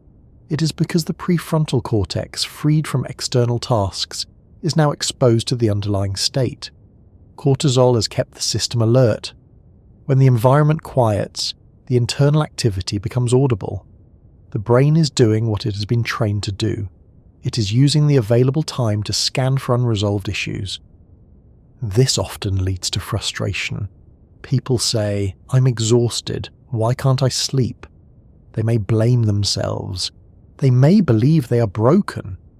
In reality, the system is consistent. During the day, external demands occupy attention. Cortisol supports focus. At night, those demands fall away. The stress chemistry remains. The brain turns inward. This is why sleep hygiene advice often feels inadequate. Turning off screens helps. Darkening the room helps. But if the stress system has learned that night is not safe, these changes are not enough. The nervous system does not respond to darkness alone. It responds to a pattern of safety. The tired brain paradox also affects daytime functioning. People feel fatigued yet restless. They struggle to relax. They may fidget. They may seek stimulation. They may consume caffeine despite exhaustion. This is not contradiction. It is compensation. The body is depleted. The brain is activated. Stimulation helps maintain function. It supports the alert state. It prevents collapse. The system oscillates between overdrive and emptiness. This oscillation is draining. Cortisol plays a central role in this pattern. It keeps glucose available. It maintains alertness. It suppresses some aspects of fatigue. It does not restore resources. Restoration occurs during parasympathetic states, during deep sleep, during moments when the body feels safe enough to release tension. When those states are rare or incomplete, the body never fully refills. Energy is spent, not replenished. Over time, this produces a feeling of running on empty while still being pushed forward. This is often described as burnout. Burnout is not just emotional fatigue. It is physiological imbalance. The stress system is overused. The recovery system is underused. The body is good at effort. It is not being allowed to be good at rest. The paradox is reinforced by behavior. People who feel behind often push harder. They shorten breaks. They extend work. They sacrifice sleep. They believe effort will resolve the feeling. Effort increases cortisol. The cycle tightens. The brain learns that stopping is dangerous, that falling behind is worse than exhaustion, that rest must be earned. These beliefs are not abstract. They are encoded in chemistry. The system becomes efficient at activation and inefficient at deactivation. This inefficiency is what people experience as inability to unwind. It is not lack of skill. It is state. The solution is not more discipline. It is more completion. The stress cycle must be allowed to finish. Completion requires signals that the nervous system recognizes. These signals are not intellectual. They are sensory. Slow breathing lowers carbon dioxide sensitivity and reduces sympathetic drive. Muscle relaxation reduces proprioceptive signals of redness. Warmth reduces vigilance. Predictable routines reduce uncertainty. Darkness at night reduces circadian drive. Social safety reduces threat detection. Each of these sends information. Over time, these signals teach the brain that standing down does not lead to harm. The tired brain paradox eases when the nervous system relearns that rest is safe. This does not happen through a single night of good sleep. It happens through repeated experience. The brain updates its model gradually. People often expect immediate relief. When it does not arrive, they conclude that nothing works. But the system learned its pattern over years. It will not unlearn it in a week. Progress appears first as small changes, falling asleep slightly faster, waking less often, feeling a brief sense of calm, noticing a moment of ease. These moments matter. They are data. The brain registers them. The stress system is not stubborn. It is cautious. It requires proof. Every time the body rests and nothing bad happens, the system learns. Every time tension releases and safety remains, thresholds shift. The wired, tired state is not permanent. It is a learned equilibrium. Equilibrium can change. The nervous system is adaptive. The paradox dissolves when the body experiences rhythm again. Activation followed by release. Effort followed by restoration. Day followed by night. This is not philosophical. It is biological. The stress system does not need to be defeated. It needs to be completed. And one of the most powerful contexts for that completion is sleep itself, which is deeply entwined with cortisol's daily rhythm. Sleep is not a shutdown. It is an active biological state. While the body appears still, the brain is busy regulating chemistry, reorganizing memory, clearing metabolic waste, and resetting emotional circuits. For this process to unfold, the nervous system must shift from readiness to recovery. Cortisol is one of the main gates in that shift. In a healthy rhythm, cortisol follows a predictable curve. It rises in the early morning to support waking. It declines across the day. By evening, levels fall low enough to allow melatonin to rise. This chemical handoff tells the brain that the environment is no longer demanding. The system moves from action to restoration. Sleep begins. When stress is chronic, this rhythm is disturbed. Cortisol remains elevated into the evening. The decline is delayed or incomplete. The brain does not receive a clear signal that it's safe to disengage. Melatonin release is blunted. The boundary between day and night blurs. The body is in bed. The system is not. This mismatch produces the most common complaint associated with stress: difficulty falling asleep. People describe lying down and feeling their mind accelerate. Thoughts that were quiet during the day surface, worries replay, plans form. The body feels tired, but the brain remains active. This is not because the person lacks discipline, it is because the stress system has not shut down. The hypothalamus integrates light exposure, body temperature, and hormonal signals to coordinate sleep.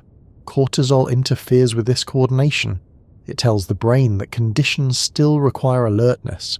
The amygdala remains responsive. The prefrontal cortex continues to evaluate. The brain maintains a posture of scanning. Sleep onset requires letting go of that posture. Letting go feels unsafe when the system has learned that vigilance is necessary. Even when sleep arrives, it is often light. People wake easily. Dreams become vivid or fragmented. Nighttime awakenings increase. The body cycles between shallow sleep and partial alertness. Deep sleep is when growth hormone is released, tissue repair occurs, and metabolic waste is cleared from the brain. It is when the glymphatic system flushes byproducts of neural activity. Fragmented sleep reduces this clearance. The next day begins with residual fatigue. REM sleep is when emotional memory is processed. During REM, the brain replays experiences in a neurochemical environment that lacks stress hormones. This allows emotional charge to be reduced. Events are integrated without reactivating the stress response. When cortisol remains elevated at night, REM cycles are disrupted. Emotional material remains raw. Memories retain their charge. This contributes to the feeling that worries do not fade. The brain does not get its nightly opportunity to neutralize them. Sleep and stress form a loop. Stress elevates cortisol. Elevated cortisol disrupts sleep. Poor sleep increases stress sensitivity. The system becomes easier to activate. Cortisol rises more readily. The loop tightens. Sleep deprivation itself raises cortisol. The body interprets lack of sleep as a threat. It increases stress hormones to maintain function. This makes the next night harder. Many people enter this loop without realizing it. They experience stress. Sleep becomes lighter. They feel tired. They push harder. They shorten rest. Cortisol rises further. The body adapts to operate under these conditions. It becomes normal. Night becomes a battleground rather than a refuge. The brain under stress treats night as a planning window. External demands quiet. Internal demands emerge. The mind uses the available space to process what it could not during the day. This is not dysfunction. It is compensation. The prefrontal cortex finally has room. The amygdala is still active. Cortisol is still present. The system continues its work. Sleep requires surrender. Surrender is incompatible with threat detection. The stress system does not know about bedtime. It knows about safety. Darkness alone is not enough. The body needs consistent cues that night is different from day. Light is one of those cues. Blue light suppresses melatonin and shifts circadian timing. Screens extend day chemistry into the evening. The brain remains in daytime mode. But even in complete darkness, cortisol can remain high if the nervous system has learned that night is a time of rumination. The system does not respond to instruction, it responds to pattern. If night has become associated with unresolved thought, the brain prepares for that. Changing this requires altering the pattern. This is not about forcing sleep. It is about restoring the signal that night is safe. Signals are sensory and behavioral. Predictable routines tell the brain what comes next. Dimming light tells the hypothalamus that day is ending. Warmth tells the body to relax. Slower movement tells the nervous system that urgency has passed. Repetition tells the brain that nothing new is required. These cues must be consistent. One night of calm does not rewrite a pattern learned over months or years. The system needs repetition. The stress response evolved to be cautious. It does not lower its guard based on a single experience.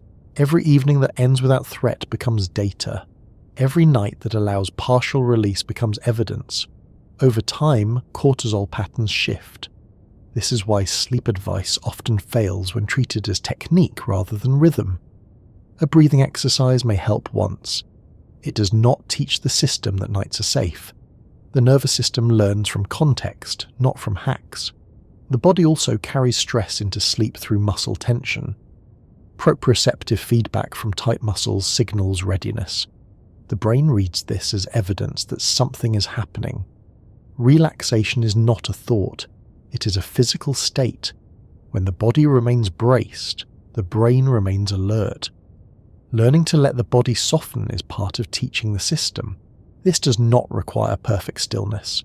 It requires allowing tension to resolve without consequence. Many people notice that when they finally fall asleep, they wake suddenly with a sense of dropping. This is the nervous system testing release. It momentarily lets go, then checks for danger. This is not pathology. It is caution. The brain is verifying safety. Repeated release without harm trains trust. Dreams also change under stress. They become more vivid, more emotionally charged, or more fragmented. This is because the brain is attempting to process unresolved material under altered chemistry. REM sleep normally occurs in a low cortisol environment.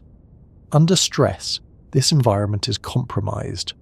Dreams retain urgency. This can produce a sense that the mind never rests.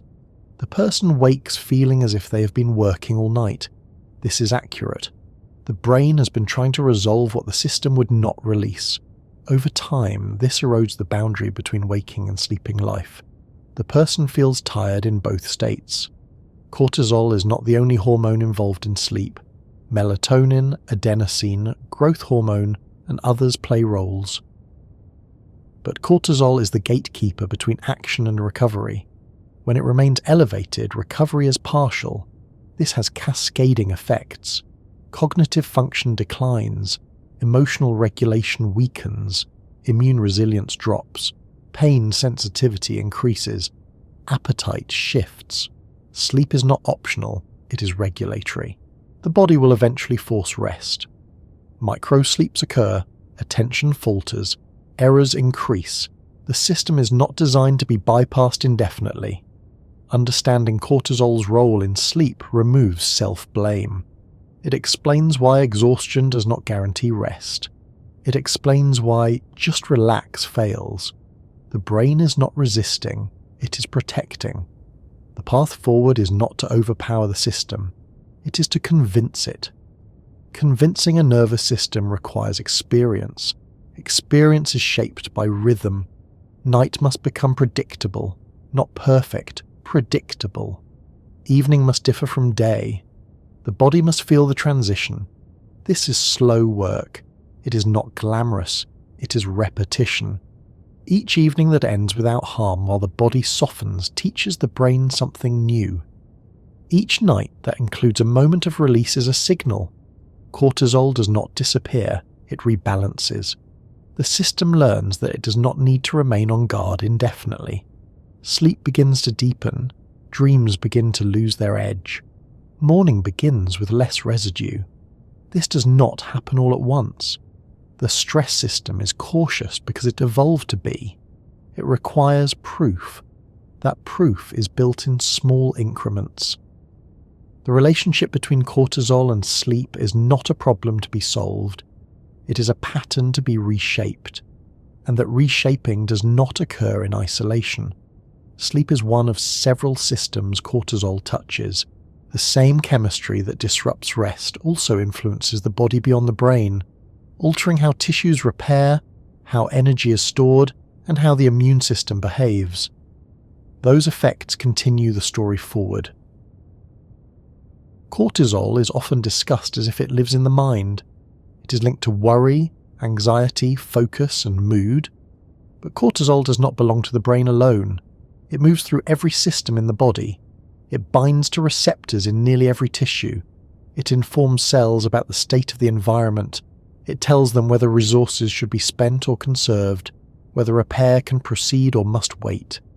The body listens. When cortisol rises, muscles receive a signal to prepare. Blood vessels adjust tone. The liver releases glucose. Fat cells alter how they store and release energy.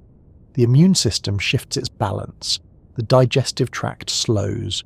Reproductive hormones are modulated. Growth and repair processes pause. This is not malfunction. It is prioritization. In a truly dangerous environment, long-term maintenance is less important than immediate survival. Healing a small wound can wait if a predator is near. Digesting food can pause if running is required. Fertility can be delayed if resources are scarce. Cortisol coordinates these trade-offs. In short bursts, this coordination is beneficial. It reallocates resources to what matters in the moment. After the stress passes, cortisol falls and the body resumes maintenance. In chronic stress, the trade-off becomes continuous.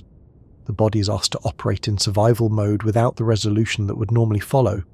This has consequences that are often misunderstood. Take the immune system.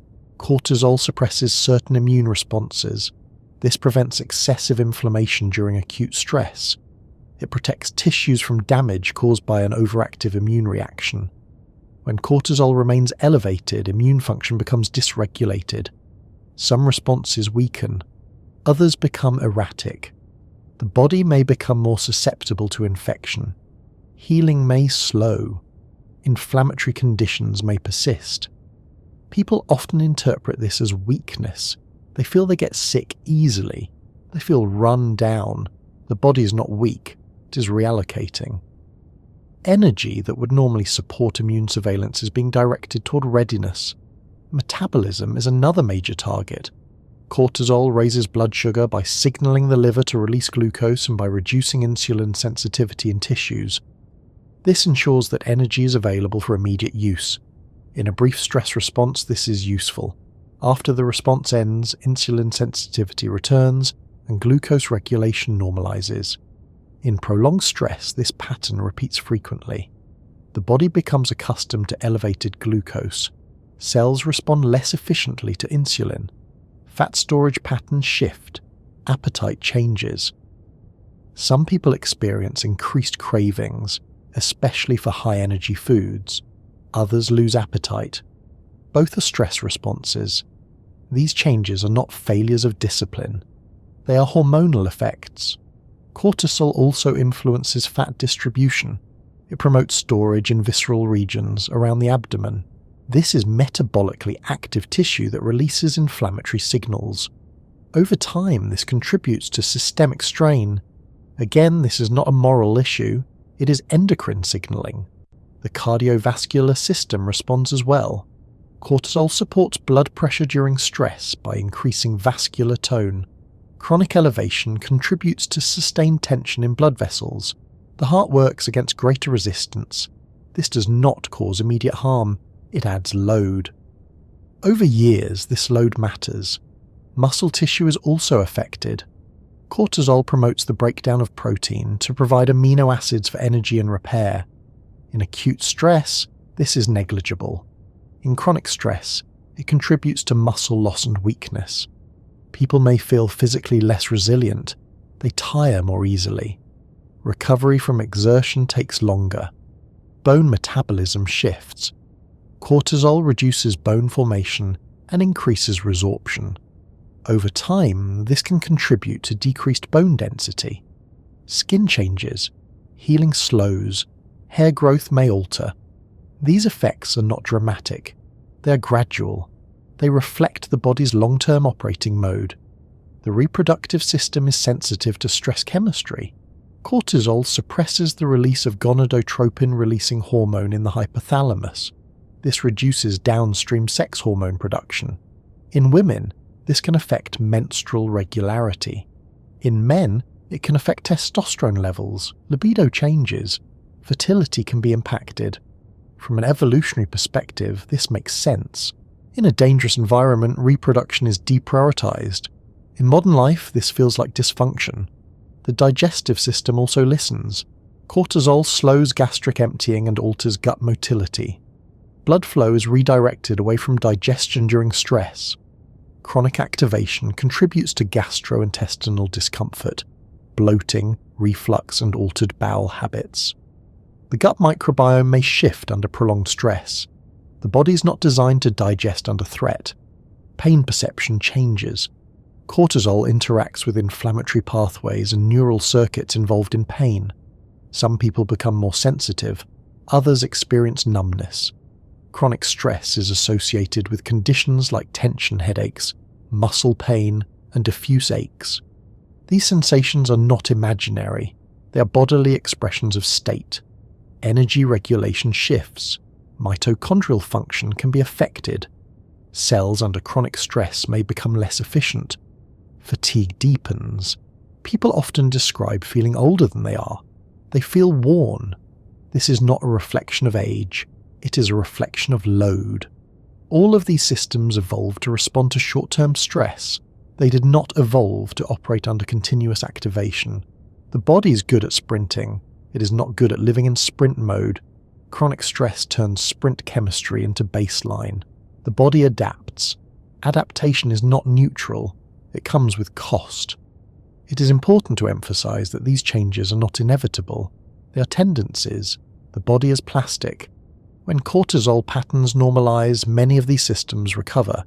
Immune function improves, sleep deepens, metabolism stabilizes, pain decreases, energy returns, hormonal balance shifts. This recovery is not instantaneous. It mirrors the accumulation. Years of strain are not undone in days, but the direction is reversible. Understanding that stress is embodied changes the approach.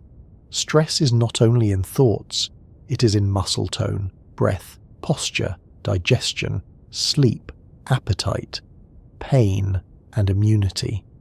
This means that working only at the level of thought is incomplete. The body must be included. Signals that calm the body feed back to the brain. They alter cortisol release. They reshape patterns. These signals include movement that completes activation, such as walking or stretching, stillness that allows tension to drop, warmth that reduces vigilance, regular meals that stabilize glucose, light exposure that entrains circadian rhythm, social contact that signals safety, predictable routines that reduce uncertainty.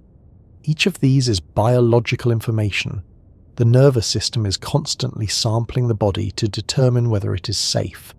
If muscles remain tight, the brain assumes readiness is required. If breath remains shallow, the brain assumes urgency. If sleep remains fragmented, the brain assumes threat. The body tells the story. This is why stress management that ignores the body often fails. The system is not convinced by logic. It is convinced by sensation. A person may understand intellectually that they are safe. Their body may not agree. Cortisol follows the body's story. The body listens to cortisol. Cortisol listens to the brain. The brain listens to the body. This loop is continuous. Breaking the loop does not require perfection. It requires consistency. Small changes in rhythm produce new signals. A walk at the same time each day tells the system something. A dimming of light each evening tells the hypothalamus something. A pause after effort tells the nervous system something. These are not lifestyle tips. They are regulatory inputs. The stress system does not care about motivation. It cares about pattern. The body listens to cortisol.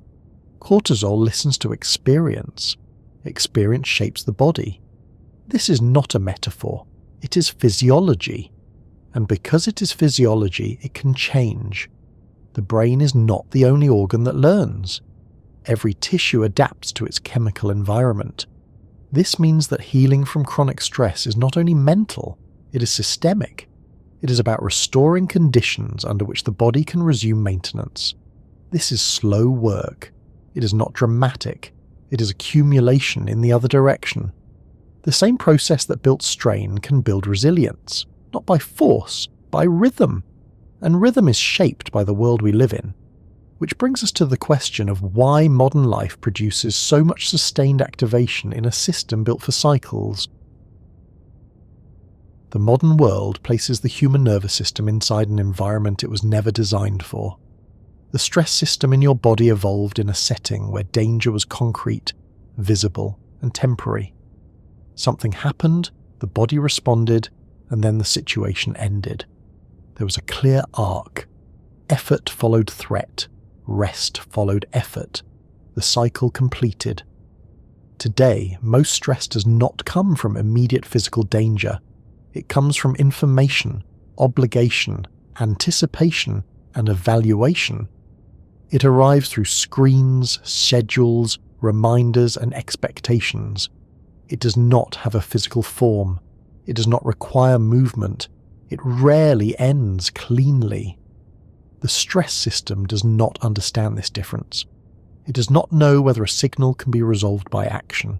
It does not know whether it represents a present event or a future one. It does not understand abstraction. It responds to salience. Anything the brain marks as important activates the same pathways that once responded to predators and storms. A notification appears, a deadline approaches, a message remains unanswered, a task remains incomplete. Each of these is a signal that something matters. The body prepares, cortisol rises, muscles tighten slightly, attention narrows. In earlier environments, importance usually meant something that could be addressed immediately. A sound in the grass, a sudden movement, a change in weather. The body moved, the situation resolved, the stress system shut down. In modern environments, importance often means something that cannot be resolved in the moment. An email arrives that cannot be answered yet. A meeting is scheduled for next week. A bill is due at the end of the month. None of these require immediate physical action. The body still prepares. Preparation without completion becomes background tension. The system remains engaged because the loop remains open. Another defining feature of modern stress is continuity. There is little separation between work and rest. Communication does not end with daylight. Tasks remain visible after activity stops. Tools that deliver obligation are carried into the evening and placed beside the bed. The stress system evolved with clear boundaries. Day ended when light faded. Activity ended when the body stopped moving. The group gathered. The fire burned low. The environment signaled that vigilance could drop. Modern life rarely provides that signal. Light remains. Screens glow. Information continues. Even when activity stops, representation of activity remains. A list, a calendar, a notification badge, an unread message. The brain does not distinguish between an active threat and a visible one. Visibility maintains salience. Salience maintains activation. Cortisol remains elevated. Even in quiet moments, the brain knows that something remains unfinished. That knowledge alone keeps the system partially engaged. The body never fully stands down. Modern stress is also cumulative. In earlier environments, demanding events were separated by long periods of low demand. Today, small demands are distributed across every hour. Messages arrive continuously. Tasks overlap. Interruptions fragment attention. The nervous system never experiences a full valley between peaks. Instead of sharp rises and falls, stress becomes a plateau. This alters cortisol patterns. Instead of rising and falling, levels hover. The natural daily rhythm blurs. Evening levels remain higher than they should. Morning levels may feel insufficient. People wake tired and end the day wired. The system loses contrast. Another powerful driver is social evaluation. For most of human history, social life occurred within small groups. Feedback was direct. Roles were stable. Reputation formed through repeated interaction. Modern social environments are expansive and abstract. Evaluation is constant and indirect. Metrics replace faces. Silence replaces response. Comparison becomes global. The stress system treats social threat as serious because exclusion once meant death. A delayed reply, a public score, an unacknowledged message, a performance review all activate the same ancient circuits. Cortisol rises, the body prepares, there is no confrontation, no resolution, only anticipation. The system remains alert. This produces a background of social vigilance. Time compression is another factor. Tasks are scheduled tightly. Deadlines overlap. There is little buffer between demands. The mind becomes oriented toward what comes next. The present becomes a staging area. This maintains readiness. The stress system rarely experiences completion.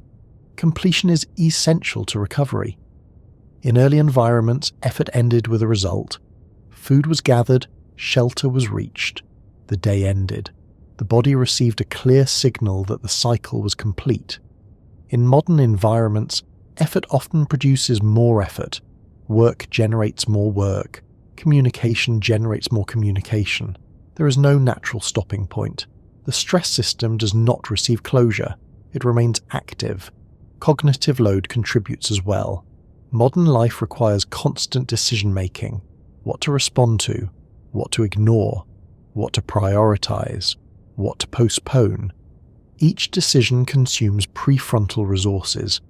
Under stress, those resources are already taxed. The brain remains in a state of evaluation. Evaluation is effort. Effort maintains cortisol. The environment also restricts physical discharge. Many stresses occur while the body remains still, sitting at a desk, standing in line, lying in bed. The stress response prepares muscles for action. When action does not occur, the energy has no outlet. The body remains tense. The brain reads that tension as evidence that something is happening. In early environments, stress was embodied. Running, lifting, climbing, carrying. Movement completed the cycle. Modern stress is internalized. The body prepares but does not move. The system remains open. Unpredictability compounds this. Information updates constantly. News changes. Systems fail. Plans shift. The nervous system prefers predictability because it allows energy conservation. When the environment feels unstable, vigilance increases. The body remains ready. This is not dysfunction. It is adaptation. The stress system learns from exposure. If the environment repeatedly signals uncertainty, the system adjusts. Baseline shifts. This is why modern stress feels endless. Not because each stressor is extreme, but because there is no clear endpoint. There is no moment when the body receives a reliable signal that the day is done. The system waits. This is not an individual failure. It is a structural mismatch. The stress system did not evolve for an environment where relevance never ends. It evolved for cycles. Rest is not optional. It is part of the design. When rest is fragmented, the system adapts. It becomes efficient at readiness and inefficient at release. This is experienced as chronic stress. People often respond by trying to manage better. They organize, they optimize, they push harder. These strategies improve performance. They do not change physiology. The stress system does not respond to efficiency. It responds to safety. Safety is signaled by predictability, closure, and sensory calm. The modern environment provides little of this by default. It must be created. This does not require abandoning modern life. It requires restoring biological structure. Effort must be followed by completion. Day must be followed by night. Stimulation must be followed by quiet. Interaction must be followed by solitude. Movement must be followed by stillness. These are not preferences. They are regulatory needs. The stress system will remain active until it experiences pattern. The modern world removes pattern. The task is to restore it. Not perfectly, consistently. The nervous system learns from repetition. When days end in the same way, when evenings slow in the same way, when the body receives the same cues, the system updates, cortisol patterns shift. The brain learns that the environment has rhythm. This is not conceptual, it is chemical. The modern world feels endless because it teaches the body that there is no end. The body believes what it experiences. What it experiences is continuity. Continuity can be interrupted, not by will, by structure, by rhythm, by signals the body recognizes. The stress system does not need the world to be safe. It needs to know when it's allowed to stop preparing. That knowledge is not delivered by thought. It is delivered by experience. Each nervous system carries its own history. Each body responds differently. Stress is not uniform. It develops into a personal pattern, a personal stress signature, and that is where the story moves next. Every nervous system is built from the same basic components, the same hormones, the same circuits, the same stress pathways, and yet stress does not look the same in everyone. Some people become restless, some become withdrawn, some grow irritable, some grow quiet, some push harder, some shut down. Two people can live in the same environment, face the same demands, and emerge with very different internal states. This is not because one person is stronger, it is not because one person is weaker. It is because every stress system carries a history. The stress response is shaped long before a person is aware of it. It is influenced by genetics, early environment, prenatal conditions, childhood rhythm, attachment patterns, sleep, nutrition, illness, and repeated experience. By the time someone reaches adulthood, their nervous system has learned what kind of world it expects. That learning becomes a signature. A stress signature is the unique way a person's body responds to demand. It includes how easily cortisol rises, how long it stays elevated, which circuits activate first, and how quickly the system returns to baseline. Some nervous systems are tuned to react quickly and settle quickly. Others react slowly and settle slowly. Some activate intensely. Others activate mildly but persistently. None of these patterns are chosen. They are learned. Genes influence receptor sensitivity. Some people inherit stress systems that respond strongly to hormonal signals. Others inherit systems that are less reactive. This does not determine outcome. It sets a range. Early experience then shapes how that range is used. A child who grows up in a predictable environment learns that stress is followed by safety. Activation is paired with resolution. The nervous system calibrates around that rhythm. A child who grows up in an unpredictable environment learns that activation may not be followed by safety. The nervous system calibrates around vigilance. These calibrations are not conscious, they are embodied. The brain learns through repetition. If crying leads to comfort, the system learns that distress is temporary. If crying leads to nothing, the system learns that distress must be managed alone.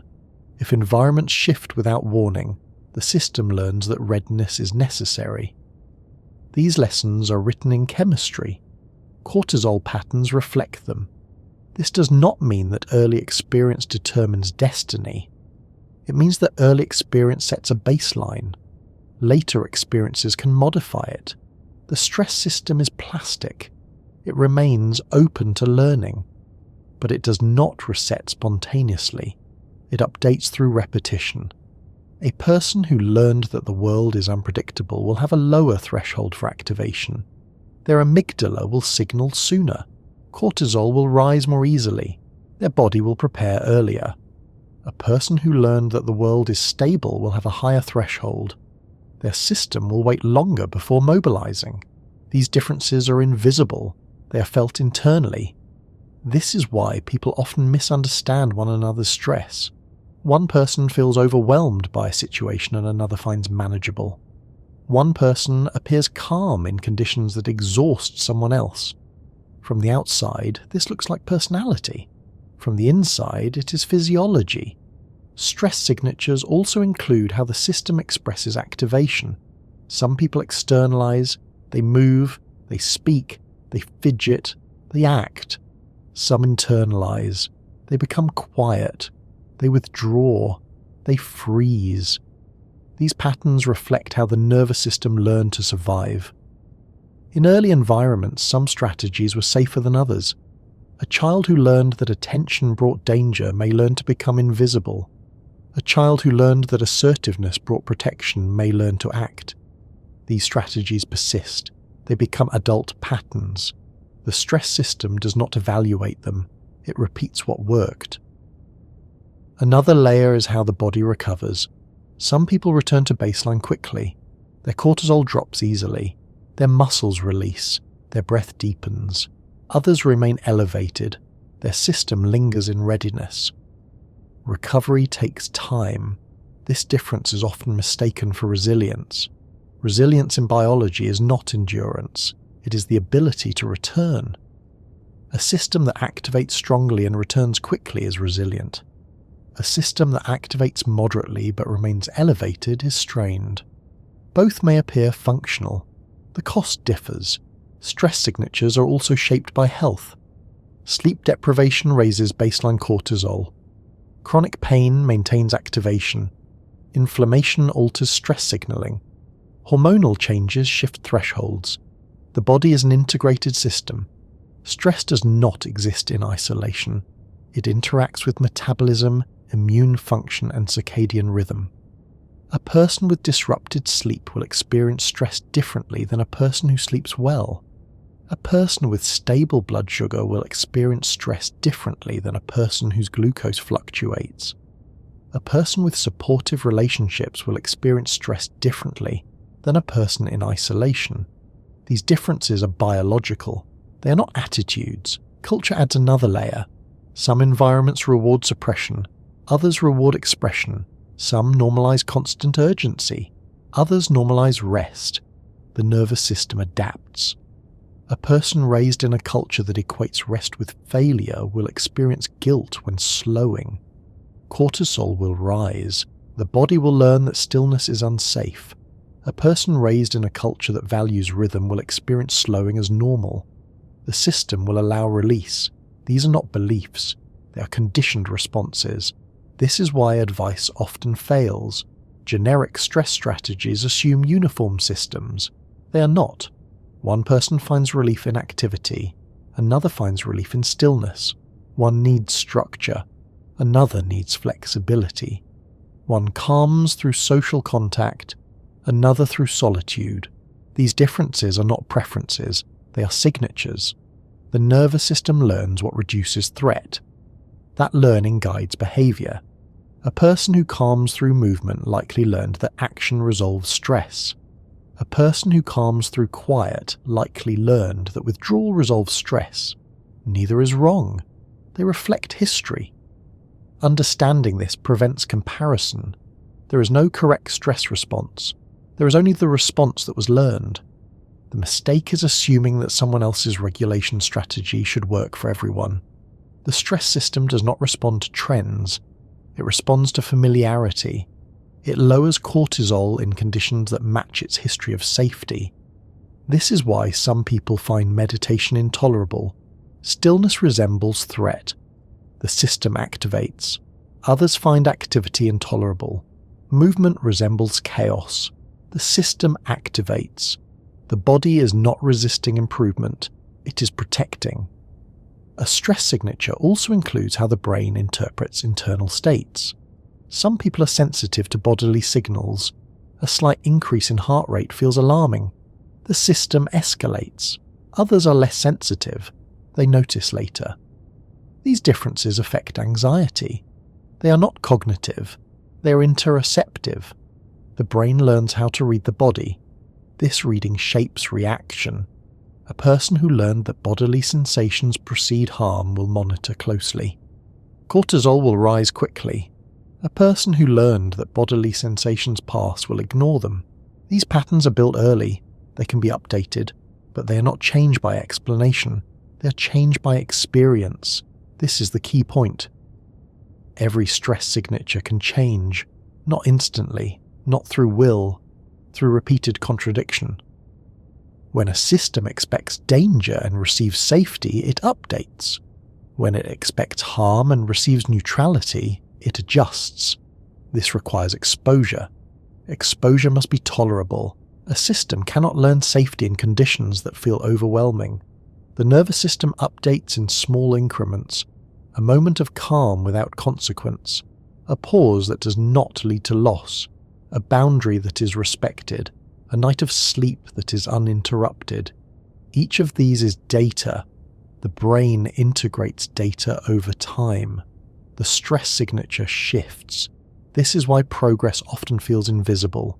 Change occurs beneath awareness. One day, a person notices that something that once triggered them no longer does. That is learning. The stress system is not stubborn. It is conservative. It requires evidence. Every signature is shaped by evidence. New evidence reshapes it. This process is slow because it is protective. If the system updated rapidly, it would be dangerous. It would lower guard too easily. Evolution favors caution. Understanding stress signatures changes how people relate to themselves. It replaces judgment with context. It reframes reactivity as learning. It reframes difficulty resting as protection. It reframes vigilance as adaptation. This does not remove responsibility.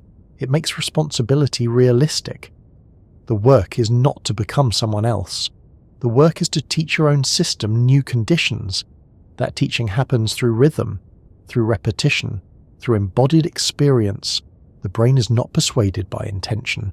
It is persuaded by pattern. Pattern creates expectation. Expectation shapes cortisol. Cortisol shapes perception. Perception shapes experience. Experience feeds pattern. This loop can be altered, not by force, by consistency. Every nervous system has a signature. Every signature can change. Change is not dramatic. It is incremental. It is biological. It is patient. This understanding prepares the ground for the next step. Because once stress is recognized as learned physiology, the question becomes how to teach the brain something different. That teaching does not occur through analysis. It occurs through safety, through the body, through daily rhythm, through small experiences that contradict old expectations. The next stage is not about managing stress. It is about teaching the brain safety. The stress system does not change because it is told to. It changes because it experiences something different often enough that its predictions become inaccurate. The brain is a prediction engine. It does not wait for danger to appear. It prepares based on what it expects. Those expectations are built from patterns in the body. When cortisol rises frequently, the brain learns that the world is demanding. When cortisol falls reliably after effort, the brain learns that demands end. When the body repeatedly experiences calm without negative consequence, the brain begins to treat calm as safe. This is what it means to teach the brain safety. Safety is not an idea, it is a state. The nervous system does not respond to reassurance, it responds to sensory information. Heart rate, breathing depth, muscle tone, light levels, temperature, sound, posture, and rhythm all contribute to how the brain evaluates the environment. If the body is tense, the brain assumes readiness is required. If the breath is shallow, the brain assumes urgency. If the eyes are exposed to bright light late at night, the brain assumes the day has not ended. If the body is isolated, the brain assumes vulnerability. The stress system reads the body continuously. Teaching safety means altering what the body is telling the brain. This does not require eliminating stress. Stress will always occur. It requires completing stress. It requires ensuring that activation is followed by release often enough that the system learns a new rhythm. The brain updates through contradiction. When a system expects danger and nothing happens, it adjusts. When it expects threat and encounters neutrality, it recalibrates. When it expects urgency and experiences stillness without harm, it lowers its guard. This is not cognitive, it is experiential. A person may understand intellectually that they are safe. Their stress system may not agree. The system was trained through chemistry, not language. It must be retrained the same way. Retraining happens in small units. A single deep breath does not rewire a stress system. A pattern of slower breathing across weeks begins to. One early night does not change cortisol rhythm. A consistent evening routine does. One walk does not teach safety. Regular movement that ends without urgency does. The nervous system learns from repetition. Each time the body enters a calmer state and nothing bad follows, the brain receives evidence. Each time muscles soften and no threat appears, the amygdala updates slightly. Each time the breath slows and the environment remains stable, the hypothalamus revises its expectations. This is how rewiring occurs. Stress circuits are not erased, they are balanced. The amygdala does not disappear, it becomes less reactive. The prefrontal cortex does not dominate, it regains influence. The hippocampus does not lose memory, it regains context. Cortisol patterns shift because the brain changes its predictions. The system begins to ask a different question. Instead of what might go wrong, it begins to ask, is anything actually happening? This change is gradual. People often expect calm to feel immediate and dramatic. They believe that once the system is taught, peace will arrive. What actually happens is subtler. The baseline shifts by degrees. A person notices that they fall asleep a little faster. They notice that a familiar trigger feels less intense. They notice that their body releases sooner after tension. They notice that quiet feels less uncomfortable. These changes are not emotional breakthroughs, they are biological adjustments. The stress system does not transform, it softens. The teaching of safety relies on three conditions: predictability, completion, and sensory quiet. Predictability means that the nervous system can anticipate what comes next. Regular times for waking, eating, moving, and resting reduce uncertainty. The brain learns that the environment has shape. Cortisol does not need to remain elevated when tomorrow resembles today. Completion means that effort is followed by a clear end. A task is closed, a day is ended, a conversation is finished. The system needs signals that something is over. Without completion, the stress loop remains open. Sensory quiet means reducing the signals that imply urgency. Dimming light in the evening, lowering sound, slowing movement, reducing visual stimulation. These cues tell the hypothalamus that conditions are changing. The body is sensitive to these details. A slow walk at the same time each day teaches the system that movement can end without threat. A warm shower in the evening teaches the system that night is different from day. A consistent bedtime teaches the brain that vigilance has a boundary. These are not wellness practices. They are regulatory inputs. The nervous system is not interested in intention. It is interested in pattern. Many people try to change stress by thinking differently. They analyze, they reason, they reassure themselves. This can help reduce secondary fear. It does not reset physiology. Physiology changes when state changes. State changes when signals change. Signals change through behavior and environment. This does not require perfection. It requires consistency. A person who practices stillness once a week teaches nothing. A person who practices stillness briefly every day teaches something. The system learns from frequency. It also learns from tolerability. Forcing calm can backfire. If a person sits still and feels trapped, the system interprets that as threat. Cortisol rises. The lesson becomes that stillness is dangerous. Teaching safety requires staying within a window where the system can tolerate release. This window is individual. For one person, it is slow breathing. For another, it is gentle movement. For another, it is sitting in a quiet room. For another, it is listening to a steady voice. The body signals when a state is tolerable. Breath deepens, muscles release, attention widens. These are markers. Safety must be felt. A system cannot learn in a state of overwhelm. This is why small practices matter. They create experiences that contradict the system's expectations without triggering defense. Over time, these contradictions accumulate. The amygdala becomes less sensitive. The prefrontal cortex regains regulatory strength. The hippocampus improves feedback. Cortisol release becomes more proportional. This is not dramatic. It is measurable. Studies show that repeated relaxation alters stress hormone profiles. Regular mindfulness changes amygdala volume. Consistent sleep shifts cortisol rhythm. Physical activity improves HPA axis regulation. These are not metaphors. They are structural changes. The brain is plastic. It is shaped by what it repeatedly experiences. The stress system learned vigilance through experience. It learned safety the same way. This learning does not erase history. It adds new reference points.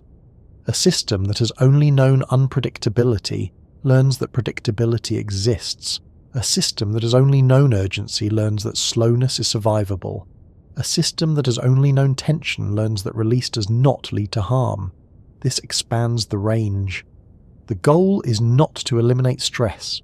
Stress will always occur. The goal is to ensure that stress is not the only state the system knows. When calm becomes familiar, it becomes accessible. When calm is accessible, the brain does not cling to vigilance. Cortisol still rises, it also falls. The stress response becomes a wave again rather than a plateau.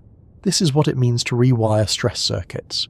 Not by removing them, by restoring rhythm. The system does not need to be convinced that the world is perfect. It needs to learn that not every moment requires preparation. That lesson is not spoken. It is lived. Through evenings that end, through breaths that deepen, through movements that stop, through nights that are dark, through days that have shape. Each of these is a message. The brain listens, and slowly it updates. Large changes in stress chemistry do not require dramatic interventions. The nervous system does not update because something impressive happens once. It updates because something small happens often. Cortisol patterns shift in response to repeated signals that the environment is predictable, that effort ends, and that the body is allowed to stand down. This is why small habits matter. The stress system does not track goals, it tracks states. It does not care what you intend, it cares what your body experiences. A habit is simply a repeated state. When a state is repeated, the nervous system begins to expect it. Expectation changes prediction. Prediction changes hormone release. Hormone release changes perception. Perception changes experience. This is the mechanism. The habits that soften cortisol are not special. They are ordinary. What makes them powerful is frequency and timing. One of the most effective signals is regularity. The nervous system responds strongly to predictable patterns, waking at a similar time each day, eating at roughly consistent intervals, moving at similar times, ending the day in the same way. These patterns reduce uncertainty. Uncertainty is a stressor. When the brain can predict what comes next, it reduces vigilance. Cortisol does not need to remain elevated if the environment behaves consistently. This does not require rigid schedules. It requires general rhythm. A body that wakes at wildly different times each day remains in circadian confusion. Cortisol rhythms blur. Energy becomes uneven. Stress sensitivity increases. A body that wakes within a similar window teaches the brain when day begins. Cortisol rises appropriately. Evening decline becomes clearer. Light exposure reinforces this. Bright light in the morning tells the hypothalamus that day has started. Dim light in the evening tells it that day is ending. These cues are not symbolic. They are biological. The brain evolved to use light as a clock. When screens and artificial lighting erase the distinction between day and night, cortisol loses its rhythm. Small changes in lighting matter. Opening a curtain in the morning, dimming lamps in the evening, reducing screen brightness at night. These are not lifestyle trends. They are circadian signals. Breathing is another direct regulator. Slow, deep breathing increases vagal tone. It shifts the nervous system toward parasympathetic activity. It reduces sympathetic drive. Cortisol follows. This does not require long sessions. A few minutes of slower breathing, repeated daily, teaches the system that it can downshift without consequence. The stress system learns from experience, not duration. Short, consistent practices teach more than long, irregular ones. Movement also matters. The stress response prepares the body for action. When action occurs, the cycle completes. Walking, stretching, carrying, and gentle exercise discharge activation. This does not require intensity. A daily walk without urgency tells the nervous system that movement can end in safety. Muscles engage and then release. Heart rate rises and then falls. The brain registers completion. Sedentary stress leaves activation unresolved. Small movements resolve it. Eating regularly stabilizes blood glucose. Fluctuating glucose is a stressor. The brain is sensitive to metabolic instability. Hunger raises cortisol. Irregular eating patterns maintain activation. Regular meals signal predictability. Sleep routines matter more than sleep duration alone. Going to bed at wildly different times prevents the stress system from learning when it can stand down. A consistent wind-down period teaches the brain that night is different from day. This does not require elaborate rituals. It requires repetition. The same sequence each evening. Lower light, slower pace, fewer decisions, fewer inputs. The nervous system learns the sequence. It begins to release earlier. Boundaries are also biological. Ending work at a certain time, closing a laptop, turning off notifications. These are not productivity strategies. They are sensory cues. The brain needs to experience an end. Without an end, the stress loop remains open. A clear stopping point teaches completion. Social contact is one of the strongest regulators. Safe interaction lowers cortisol. The nervous system evolved in groups. Isolation increases threat detection. This does not require large networks. One predictable, safe interaction is enough. A daily conversation, a regular message, a familiar presence. The system registers that it is not alone. This reduces vigilance. Warmth is another signal. Warm environments reduce sympathetic activity. Cold increases it. A warm shower in the evening lowers muscle tone and heart rate. It prepares the body for sleep. Touch also matters. Physical contact releases oxytocin. Oxytocin counteracts cortisol. It signals safety. For some, this is a hug. For others, it is a pet.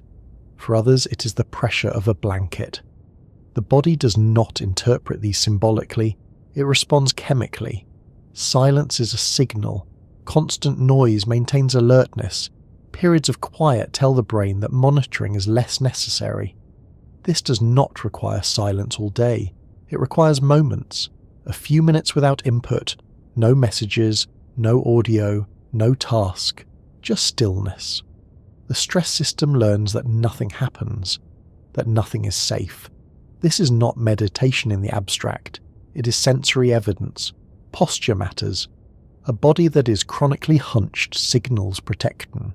A body that occasionally opens signals safety. This does not require correction. It requires variation. Standing up, stretching, opening the chest, relaxing the jaw. These small changes alter proprioceptive input. The brain reads the body tells a story, each habit is a message. None of these changes are dramatic. They do not feel like transformation. They feel trivial. That is why they work. The nervous system does not defend against small changes. It accepts them. Over time, they accumulate. Cortisol patterns shift. The baseline lowers. The system becomes more flexible. Stress still occurs. It no longer dominates. This is not self-improvement. It is recalibration. The stress system does not need to be fixed. It needs new data. Habits provide data. Daily. Quietly. Relentlessly. The brain does not change because of insight. It changes because of exposure. Small habits are exposure. They expose the nervous system to a different rhythm, a rhythm that includes release, a rhythm that includes completion, a rhythm that includes safety. The effect is not immediate, it is gradual. A person notices they recover faster. They notice they fall asleep more easily. They notice they are less reactive. They notice that calm feels less foreign. These changes do not feel like achievement. They feel like normal. That is the goal, not bliss. Normal. A nervous system that can activate and release. A body that can prepare and rest. A mind that can focus. And then let go. Small habits do not fight stress. They teach the system what comes after it. They close the loop. They restore the wave. And once the wave returns, the system remembers what it was built for. Living with time instead of against it does not mean slowing everything down. It means restoring a relationship between effort and release that the body understands. The stress system does not object to work. It does not object to challenge. It does not object to urgency. It objects to endlessness. Endlessness is what turns activation into strain. The body evolved to move in cycles, wake and sleep, effort and rest, hunger and feeding, tension and release. These cycles are not cultural. They are biological. They are embedded in circadian rhythm, hormone secretion, immune function, and neural plasticity. Cortisol is one of the main messengers of these cycles. In a healthy rhythm, cortisol rises in the morning, supports activity, responds to challenge, and falls in the evening. It participates in the wave. It does not become the sea. Living against time means flattening this wave. It means extending day into night. It means carrying urgency into rest. It means treating every moment as preparation for the next. It means removing the body's chance to recognize completion. When this happens, the stress system does what it was designed to do. It adapts. It becomes efficient at readiness.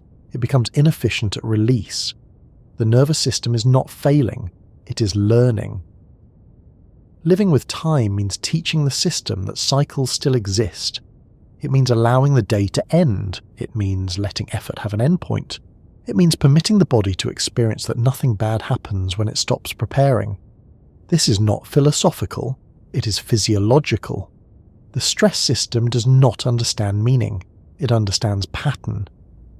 Pattern tells it what kind of world it lives in. A world with no edges requires constant vigilance. A world with rhythm allows rest. The modern environment often removes edges. Work bleeds into evening. Evening bleeds into night. Night is punctured by light and information. Morning begins before recovery is complete. The body experiences continuity. Cortisol reflects continuity. Restoring balance does not require withdrawing from life. It requires reinstating edges. Edges can be simple: closing a laptop, turning off a light, ending a walk at the same place each day, sitting in the same chair each evening, beginning the morning in the same way. These are not habits for productivity. They are signals of structure. Structure tells the brain that time has shape. When time has shape, the stress system can predict. When the stress system can predict, it can release. This is what it means to live with time. It means aligning behavior with biology. It means allowing the body to experience the passage of the day rather than fighting it. The stress system is not interested in goals. It is interested in state. It asks one question repeatedly: does this moment require preparation? When every moment appears the same, the answer remains yes. When moments differ, the answer changes. Morning feels different from night. Work feels different from rest. Movement feels different from stillness. These differences are data. The brain uses data to update expectation. Expectation shapes cortisol. Cortisol shapes perception. Perception shapes experience. Experience feeds back into expectation. This loop can be shifted, not through control, through alignment. Alignment is not dramatic. It is ordinary. It is letting light in at the same time each day. It is eating without rushing. It is finishing a task and marking it done. It is pausing after effort. It is letting the evening be quieter than the afternoon. It is letting the night be darker than the evening. It is letting sleep arrive without negotiation. These are not luxuries. They are biological instructions. The stress system does not resist calm. It resists unpredictability. It resists unresolved loops. It resists environments that never signal completion. When the body begins to receive consistent signals that cycles exist, cortisol begins to behave differently. Morning rise becomes sharper. Evening decline becomes deeper. Responses become proportional. Recovery becomes possible. This does not remove stress. It restores its function. Stress becomes a tool again. It activates when needed. It deactivates when not. The brain regains flexibility. The amygdala becomes less hair trigger. The prefrontal cortex regains influence. The hippocampus improves context. Memory becomes less saturated with urgency. Emotion becomes less reactive. Sleep becomes deeper. Energy becomes more even. These changes are not sudden. They accumulate. They appear as small shifts. A person notices they no longer carry the day into bed. They notice they recover more quickly after tension. They notice that quiet feels less uncomfortable. They notice that rest feels less guilty. They notice that the body settles more easily. These are signs of alignment. Living with time also means respecting the limits of the system. The body is not a machine. It is not designed for continuous output. It is designed for pulses. Modern culture often treats fatigue as a flaw. Biology treats fatigue as a signal. Fatigue says that resources are low. It says that recovery is needed. Ignoring fatigue does not build resilience. It builds imbalance. Resilience in biology is the ability to return. Return requires permission. Permission is given by environment. An environment that never pauses teaches the body that pausing is unsafe. An environment that includes regular closure teaches the body that rest is allowed. This is not about productivity. It is about sustainability. A nervous system that never releases will eventually lose flexibility. A nervous system that releases regularly remains adaptable. Adaptability is health. Living with time means designing days that the body can understand. It means allowing the nervous system to experience that there is a morning, a middle, and an end. It means letting effort be contained. It means letting night be night. The stress system does not need the world to be gentle. It needs the world to be legible. Legibility is rhythm. Rhythm is pattern. Pattern is safety. This does not remove challenge. It places challenge inside a container. A container allows recovery. Recovery restores capacity. Capacity allows engagement. This is balance. Balance is not stillness. It is oscillation. The body is built to oscillate. When oscillation returns, the stress system relaxes. Cortisol becomes a wave again, not a constant. This is not about achieving calm. It is about restoring the conditions under which calm can appear naturally. Calm is not a state to force. It is the absence of unnecessary preparation. When the system no longer believes that every moment requires readiness, calm emerges on its own. This is what it means to live with time.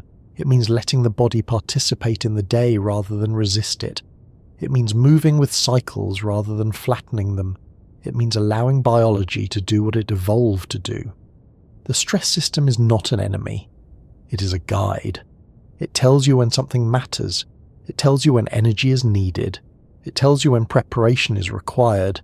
It also tells you when it is time to release. When that message is ignored, the system adapts. When that message is honoured, the system balances. There is no final state. There is no permanent calm. There is only rhythm, effort and rest, activation and release, day and night. The body already knows this. It has always known. It only needs the environment to remind it.